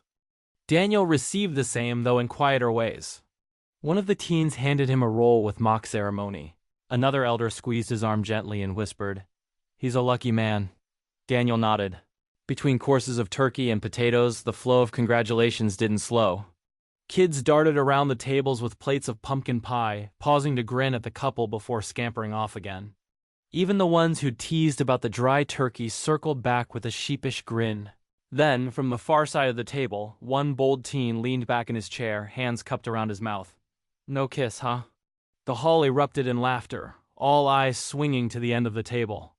Michael and Daniel froze for a second, glancing at each other, then Michael shook his head in mock disbelief. "You really don't miss a thing, do you?" he said, voice carrying with ease. Daniel chuckled, leaning just close enough that their shoulders brushed. Daniel gave a squeeze. Michael answered with a grin, and though they didn't rise to the chant, the warmth between them was obvious. The hall had thinned to its last clusters of laughter. Teens shuffled chairs into stacks, a few elders gathered pie tins, the floor littered with confetti-colored napkins. Michael bent to lift a tray of turkey bones, Daniel gathering cups into a bag, but they were both stopped with gentle insistence. "You've been here since morning," one volunteer said, swatting at Michael's hand with a dish towel. "Go home, both of you," another added, already sliding chairs against the wall. "You've done enough." They shared a look, half protest, half relief, then laughed softly. Their fingers brushed as they slipped out the doors, the noise of cleanup fading behind them. At home, the quiet was immediate, almost startling. Jackets landed over the back of a chair, shoes kicked loose by the door. The heater hummed low, filling the silence between them. Michael hesitated with his phone in hand, thumb hovering over the screen. "I should call," he murmured. Daniel gave a small nod, settling onto the couch. Michael stepped aside first, his voice quiet as the line connected. "Hey, Mom, I wanted to tell you myself. Daniel and I are engaged." A pause, then a rush of warmth on the other end. His face broke into a smile, the tension in his shoulders easing. "Thanks, Mom," he said, before flicking the speaker on so Daniel could hear. Her voice filled the room. "That's wonderful. I'm so happy for you both. Daniel, you're family already. At Christmas, I'll make Michael's favorite and yours too." Daniel blinked, caught off guard, then smiled. "Thank you," he said softly, the word carried by more emotion than sound. Daniel stayed behind in the living room, standing at the window where the city spilled its scattered lights across the glass. The phone felt heavier in his hand than it should. He typed slowly, backspacing twice before settling on the words, "I'm getting married in spring." His thumb hovered for a moment, then pressed send. The message slipped away into silence. The screen dimmed blank. The quiet pressed closer. He stayed there, shoulders drawn tight, watching headlights sweep past below. The phone hung at his side now, useless, awaited without answer.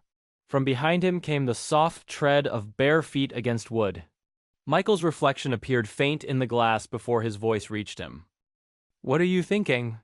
Daniel turned his head, lips parting, then closed again. He finally said, low and steady, "I told them. Don't know if I'll hear back." Michael didn't hesitate. He crossed the room, warm hand resting against Daniel's arm. His touch carried no rush, no pity, just presence. "Doesn't matter," he murmured. "You've got me." Daniel let out a long breath, something tight loosening in his chest. His hand came up, finding Michael's shoulder, then his cheek. Their foreheads touched before their lips did, the kiss slow, patient, unhurried. The phone slipped onto the windowsill, forgotten. Daniel leaned fully into Michael now, as if anchoring himself against him. Michael drew back only to search his eyes, then tugged gently at his hand. "Come on," he whispered. Daniel followed, letting himself be led away from the glass, away from the blank screen, into the soft light of their bedroom, where the covers were already turned down and the air carried nothing but warmth. They kissed again, deeper this time, rings glinting faintly in the lamplight as Michael pulled him close. No stage, no crowd, just the quiet certainty of two lives threading closer. The lamp cast a golden pool across the sheets, catching on silver bands and joined hands. Outside, the city went on without them. Inside, it was real, it was theirs, it was already the beginning of forever. Thanksgiving ended with candles burned low. A hall cleaned and quiet, and two men standing at a window, rings still new, hearts already certain. ESFJ and ISFJ. One who leads with warmth, the other who steadies with care. Together, they build a life not just in lists and kitchens, but in the soft moments after, where promises are whispered in lamplight, and family is chosen as much as it is given. Some bonds are celebrated in public. Others are made real in private, and on this night, both belong to them. That's what happens when men are too intimate. This was Michael and Daniel, a story of community and gratitude, of joy shared in candlelight, and of love that began in Thanksgiving, but will last beyond every season. Some stories don't begin with vows or promises. They begin with lights, with markets glowing in the dark, with mugs of mulled wine, steam rising against the cold, a ship gliding down the Rhine, its decks strung with garlands, its nights alive with carols and quiet. Welcome to Men Being Too Intimate, an audio story series exploring what happens when two men blur the emotional lines, between energy and calm, between laughter and stillness, between the way one rushes in and the way the other lingers. Tonight's story takes us to a Christmas cruise along the Rhine, where an ESFP bold, radiant, always ready to celebrate, and an ISFP gentle, observant, quietly drawn to beauty, find warmth not just in the season, but in each other. This is Men Being Too Intimate, the Christmas promise. The ship waited in Cologne, its gangway dressed with garlands and brass railings that caught the pale winter light. Bells from the cathedral drifted faint across the river, mingling with the shuffle of suitcases and the welcoming voices of staff offering mugs of steaming mulled wine. Jonas was already grinning at strangers, asking questions, pointing at the massive Christmas tree rising through the atrium windows. Mikkel followed quietly, his gaze softer, catching details Jonas missed. The way the wreaths framed each rail, the scent of pine carried faintly on the cold air. Their cabin was compact but warm, a wreath already hung neatly on the door. Jonas entered first, dropping his bag and pulling out his secret stash, magnetic holly stickers, red and gold paper garlands, and two flameless candles. "We can't let this room be plain," he announced, already sticking decorations to the door with exaggerated precision. Mikkel shook his head, amused, and slipped into a clean shirt, buttoning each button with quiet care. He was already half-dressed for dinner, though it was hours away. Jonas glanced over his shoulder, eyebrows rising. "You ready already?" Mikkel smoothed the fabric, meeting his eyes briefly in the mirror. "You'll take forever," he said, the faintest curve of a smile in his voice. Jonas laughed, looping the garland across the desk, the flicker of the fake candles glowing against the wood. Even here, in a cabin barely wider than their bed, it felt like there's Jonas scattering charm in every corner, Mikkel grounding it with calm. Dinner that evening was a celebration from the start. The dining hall glowed under chandeliers strung with holly, poinsettias bright on every table, and a pianist playing carols softly in the background. Jonas returned from the buffet with a plate piled high, 2 kinds of potatoes, glazed carrots, ham stacked precariously, while Mikkel's choices were fewer. Jonas leaned over, nudging him with a spoonful of gingerbread pudding until Mikkel gave in, shaking his head but tasting anyway. "You're impossible," Mikkel said quietly, but his smile lingered. Jonas leaned closer, lowering his voice as though it were just for them, though the room buzzed with voices. "It's already our 3rd Christmas trip together, you know that?"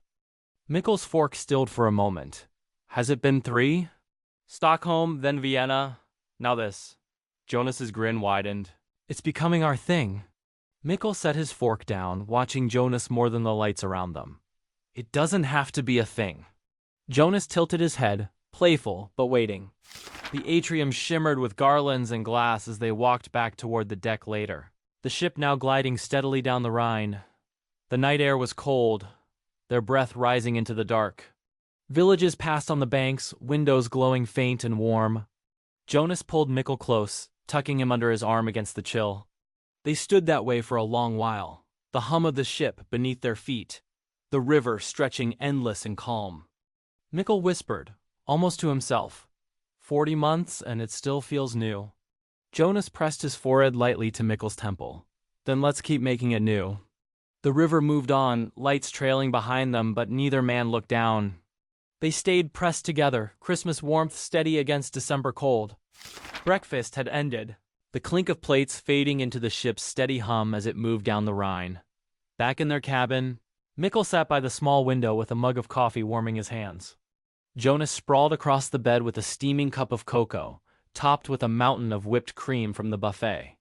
Mikkel glanced over, brow arched. Watch out. You're overdosing on sugar before noon. Jonas grinned, lifting the cup in mock salute. That's the point of Christmas cruises, isn't it? He took an exaggerated sip, cream catching at the corner of his lip. Mikkel shook his head, half a smile tugging at him as he reached for a napkin. You'll crash before we even get off the ship. They sat together for a while, mugs warming their palms, the river sliding quietly past outside the glass. The cliffs and villages drifted by like painted scenery. Jonas reached for the day's program left on the desk, scanning it with bright eyes. Rudesheim this afternoon, Christmas market, and a wine cellar tour. He looked up, already determined. We're doing the cellar. Mikkel raised an eyebrow, slow, unhurried. Are we? Jonas leaned closer, nudging his knee. Yes, and you'll like it. Mikkel set his coffee down, watching the gray sky and passing river more than the paper in Jonas's hand. I'll like it if you don't drink every sample they pour. Jonas laughed, tossing the folded program onto the desk. Deal.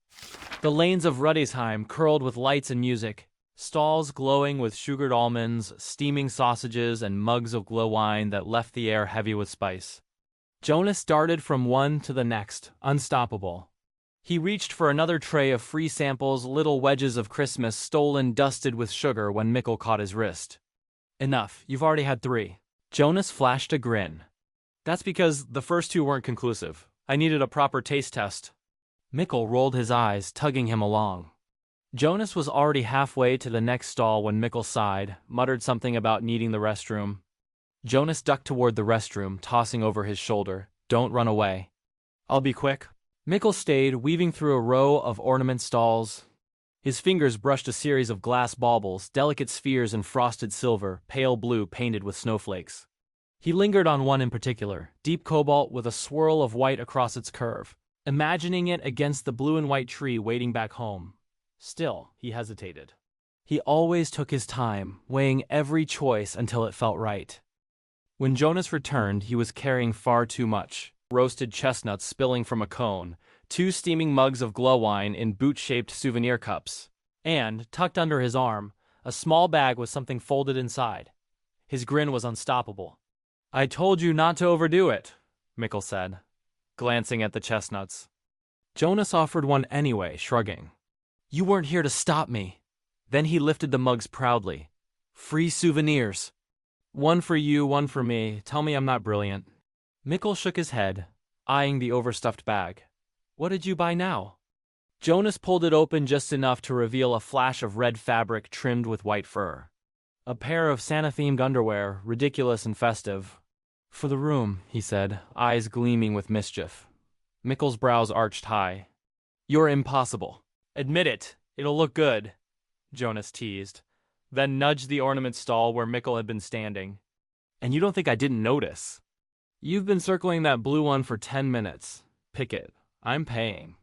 Mikkel hesitated, his hand brushing the glass again. The bauble's deep blue caught the golden light of the market. Jonas leaned close, warm from wine and laughter. Come on. I'll buy silly things. You buy the beautiful one. That's the deal. That's us. Mikkel finally nodded, handing the ornament carefully to the vendor. When the box was passed to him, he held it as if it already belonged to their tree. Jonas slipped the ridiculous underwear bag deeper into his coat pocket, grinning to himself. Both had what they wanted. Both, in their own way, carried Christmas home. The cellar was low and cool, lit with flickering candles along stone walls lined with heavy barrels. A guide poured mugs of steaming mulled wine, the scent of cinnamon and clove thick in the air. Jonas raised his first mug with enthusiasm, clinking loudly against Mikkel's. To 40 months, he said, eyes bright, voice carrying across the table. And to every December we'll still have. Mikkel lifted his mug quieter. To us. The wine was warm, sweet, and strong. Jonas finished as quickly, laughing at the way it steamed against the cold. When the guide returned with a refill, Jonas accepted without hesitation, then a third not long after. His cheeks flushed, his laughter louder, but he stayed steady, playful, never sloppy. He leaned close, nudging Mikkel with his shoulder. "We should get a bottle," he whispered. Mikkel's hand caught his wrist, gentle but firm. "No more tonight." Jonas paused, then grinned, lifting both palms in mock surrender. "Fine. You win." Back in their cabin, Jonas had barely kicked off his shoes before collapsing across the bed, sleep pulling him down with the same speed he'd lived the day. His scarf and coat ended up on the chair, the little bag with the Santa shorts tossed careless to the floor. Mikkel moved quietly, setting Jonas's things aside, tucking the bag under the desk with a shake of his head. Then he reached for the small box that held the blue ornament.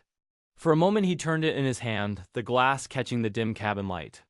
Then, carefully, he unbuttoned the shirt he'd worn earlier, folded it soft around the ornament, and tucked it deep between his clothes in the suitcase. He glanced back once more. Jonas was already asleep, his breathing deep, his arm flung carelessly across the bed. Mikkel stood by the small window with his empty mug, watching the Rhine slip past in the dark. The day's noise had fallen away, leaving only the hush of the river and the weight of something fragile, protected, and kept for later. Day 3 began bright but heavy with clouds, the kind that promised rain by nightfall. Jonas woke with the same rush of energy he'd carried since Cologne, pulling on his sweater while humming carols under his breath. If anything, 2 full days had only wound him tighter. Mikkel, slower, zipped his bag after a careful check. Scarves, gloves, even 2 umbrellas packed neatly at the bottom. He didn't complain, but the weight of Jonas's thrill was beginning to show in the quiet around his eyes. Cobblins rose before them, a sprawl of more than 100 stalls, music and light bleeding into the cold square. Jonas was gone the moment they entered, darting toward a stall selling steaming mugs of glowwine. He returned a few minutes later, triumphant, holding another souvenir cup, this one deep green, painted with the year and the Cobblin skyline. "Look," he said, eyes shining, "another one for the collection. We'll line them all up when we get home." Mikkel took the bag of trinkets from his arm, setting the cup carefully inside. Later, he dragged Mikkel toward a nutcracker stall, insisting on photos with a felt elf hat tilted ridiculous on his head. He bought Lebkuchen hearts with sugar-script letters, a cone of sugared almonds, and kept tugging Mikkel along as if the square might dissolve if they didn't see it all at once. Mikkel carried the weight quietly, his patience stretched thin but not broken. Jonas was still buzzing when they passed one last stall, its table crowded with hand-carved wooden angels painted gold. "Wait, just one more," he said, already reaching for his wallet. He patted his pocket, then the other. Mikkel, steady, already had a guess. He shifted through the bags Jonas had piled on him, careful fingers parting paper and trinkets until he pulled out the missing wallet from the same bag that held the new souvenir cup. He held it up with a pointed look. "Be careful," Mikkel said simply. Jonas's relief turned into a sheepish laugh. He leaned in, brushing a quick kiss against Mikkel's cheek. "See? This is why I need you." Mikkel shook his head, but didn't argue. The market still buzzed behind them, lights glowing in the deepening gray. Their cabin was dim and warm, the river sliding dark outside the window. Souvenir bags were piled on the bed, paper crinkling under the weight of mugs and sweets. Mikkel sat down slowly, his voice quiet but certain. "Can we have tonight here?" Jonas paused, caught off guard. Then he reached into the desk drawer, tugging free the red Santa briefs with a grin. "Oh, you want this?" Mikkel didn't move. His gaze stayed steady. "I'm not joking, Jonas." The grin softened, then faded. Jonas slipped the briefs back into the drawer and crossed the room, lowering himself to his knees. His hands pressed warm against Mikkel's thighs. "Hey," he said, voice gentler now. "I hear you." For a moment they stayed like that, eyes level, Jonas leaning close. Mikkel's shoulders eased, his breath steadying. Then Jonas rose, crossing to the counter where the small kettle waited. "You want tea?" he asked quietly. Mikkel blinked at him, surprised. Jonas shrugged, opening the packets the ship had left, pouring pouring water into 2 mugs. He placed the steaming mug into Mikkel's hands, brushing his fingers. Mikkel cradled the mug, watching him. Jonas leaned against the counter, no grin, no rush, just the faintest smile, almost shy. "You think I only like the noise," Jonas added after a pause. "But I like this too." The words settled heavier than the trinkets in their bags, warmer than the tea in their hands. For the first time in 3 days, Mikkel felt Jonas's glow pointed inward. Not at the markets, not at the crowds, but at him. Mikkel stretched out on the bed after tea, letting his eyes close just for a moment. Jonas pressed his forehead against Mikkel's, eyes closing as his hand rose to trace the line of Mikkel's jaw, then lower to his shoulder, his chest. It was slower than usual, less spark, more weight. Every touch lingering, testing, learning again. Mikkel turned into him, their mouths meeting unhurriedly. A kiss that deepened not in urgency but in patience, as though time itself had slowed to the pace of the river outside. Jonas's laughter, the noise of the markets, the sugar and wine, all of it fell away. What remained was warmth, steady and certain. The quiet press of lips, the gentle curl of fingers at the nape of a neck. They undressed each other slowly, not in hunger but in reverence, letting each layer fall without rush. The ship's hum was the only sound beneath their breathing. Jonas cupped Mikkel's face, holding it steady as though to memorize it, and Mikkel guided him closer with a strength that was never loud but always sure. The night stretched long, filled with touches that lingered, with whispered names, with kisses that carried no urgency at all. It was not escape, not release, but return. 40 months of love, finding its rhythm again, made new in gentleness. And when at last they lay still, Jonas's head tucked beneath Mikkel's chin, their hands entwined across the space between them, it felt as though nothing outside that cabin could matter. Only the river, only the glow in their chest, only the warmth of being chosen, again and again. For the first time all trip, the morning passed without hurry. The ship was hushed, most passengers already ashore, leaving the hallways still. Mikkel lay back against the pillows, eyes half closed. A soft knock came, followed by a tray set carefully inside. Jonas had ordered room delivery. He carried it with a flourish, balancing mugs and plates. "Breakfast a la cabin," he announced. "Coffee for you and for me? Fresh orange juice?" "Look at me, being healthy." Mikkel sat up slowly, reaching for the coffee.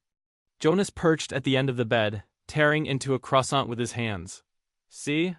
I can stay put." Mikkel shook his head but smiled, the warmth of the mug settling in his hands. They ate together in the calm, bread still warm, jam bright and sweet, the sound of water lapping faintly outside their window. When the plates were cleared away, Mikkel shifted, his voice low but certain. "We should visit the cathedral market this afternoon." He paused, glancing at Jonas. "And we need one more cup to finish the set." Jonas lit up instantly, all the calm giving way to sparkle. "The last one. Then the collection's complete." He leaned in, brushing a kiss to Mikkel's temple. "You're the best." Mikkel sipped his coffee again, letting him glow, letting the quiet stretch just a little longer before the world began again. By late afternoon, the cathedral square glowed with golden lights and garlands. They moved slowly through the market, Jonas triumphant with the final mug, Mikkel careful as he chose a single glass ornament in icy blue. Choirs sang, bells echoed above, and together they carried their treasures back through the winter evening. The ship's dining hall shimmered that night, chandeliers spilling light across tables dressed in red and gold. Every passenger was in their best, the air humming with soft music and clinking glasses. Just before they entered, Jonas pulled 2 small Christmas pins from his pocket. He fastened one onto Mikkel's lapel with a grin. "Picked these up in Rudesheim, thought we'd match tonight." Mikkel blinked, touched, then smiled in that quiet way of his. "You kept that secret well." Jonas's hand brushed Mikkel's. Then again, a rhythm that didn't need words. They laughed softly, savoring courses that felt more like ceremony than meal. Later on their way back to their cabin, Jonas stopped Mikkel beneath a sprig of mistletoe tied to the doorway arch. He tilted his head, eyes mischievous. Rules are rules. The kiss was deep and certain, no crowd this time, only the hush of the hallway and the warm glow of Christmas lights. When they parted, Jonas pressed his forehead to Mikkel's, whispering, "Merry Christmas." Mikkel smirked, voice low. It's not even Christmas yet. Jonas's laugh was quiet but sure. Don't spoil the moment. And he kissed him again, softer this time, until neither cared what the calendar said.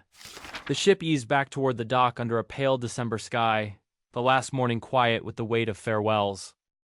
Mikkel zipped the final carry-on bag shut, checking twice that the fragile ornament was wrapped in layers of folded clothes. Jonas, meanwhile, was fussing with their stack of mugs, trying to wedge the last one safely between sweaters. Mikkel glanced at him, then at the tree pin still on Jonas's lapel from the night before. "We should continue," he said softly. "Next year, Prague? But no cruise. I'd rather stay in one city." Jonas straightened, mock-offended. "That's my planning you're stealing. You just follow." He grinned, then nodded. "But Prague, okay, one city." His eyes dropped to the cups in his hands. "Guess just one set next time." Mikkel smiled back. "I'll follow your plan." Jonas leaned close, pressing a quick kiss to his cheek before hefting the bag. Stockholm was deep in winter by the time they returned, their apartment warmed by the soft glow of lamps and the hum of the heater. Outside, the city was hushed beneath snow, but inside, the season came alive in the corner of their living room. The tree shimmered in blue and white, glass ornaments glowing like frost. Mikkel stood before the tree, careful as ever, lifting the two ornaments he had chosen on their trip. The first, a frosted globe in pale icy blue from Cologne. The second, deeper, richer, cobalt glass from Rudesheim. He placed them side by side, their colors glowing against the white lights, adding to the blues and silvers already collected from past years. 40 months together, 3 Christmases already marked, every December adding another piece to the story. Behind him, Jonas was at the table, arranging mugs. 6 new ones from the cruise lined beside the dozens already collected. He stepped back and laughed. "We've got enough for a cafe now, these cups keep piling up." Mikkel turned, watching him with quiet affection. "And yet every December you still want another." Jonas came over, slipping his arm around Mikkel's waist, gazing with him at the glowing tree. "Because every December's different, every trip's different, every us is different." They stood together, cups gleaming on the table, the tree radiant in blue and white, the weight of their tradition settling gently around them. They knew that love was not in the things they carried home, but in the promise that every December they would choose each other again. Christmas ended not with noise, but with a tree lit in blue and white with cups stacked high, and 2 men certain of the love that filled their home. ESFP and ISFP, one who chases light, the other who steadies the glow. Together, they found a rhythm not in rushing, but in choosing each other, again and again. This was the Christmas promise, a story of joy overflowing into care, and of steadiness turning into shared tradition. That's what happens when men are too intimate. When December becomes not just a holiday but a promise, this was Jonas and Mikkel. A story of playful cups and careful ornaments, and of love that glowed blue and white, lasting long after the river faded.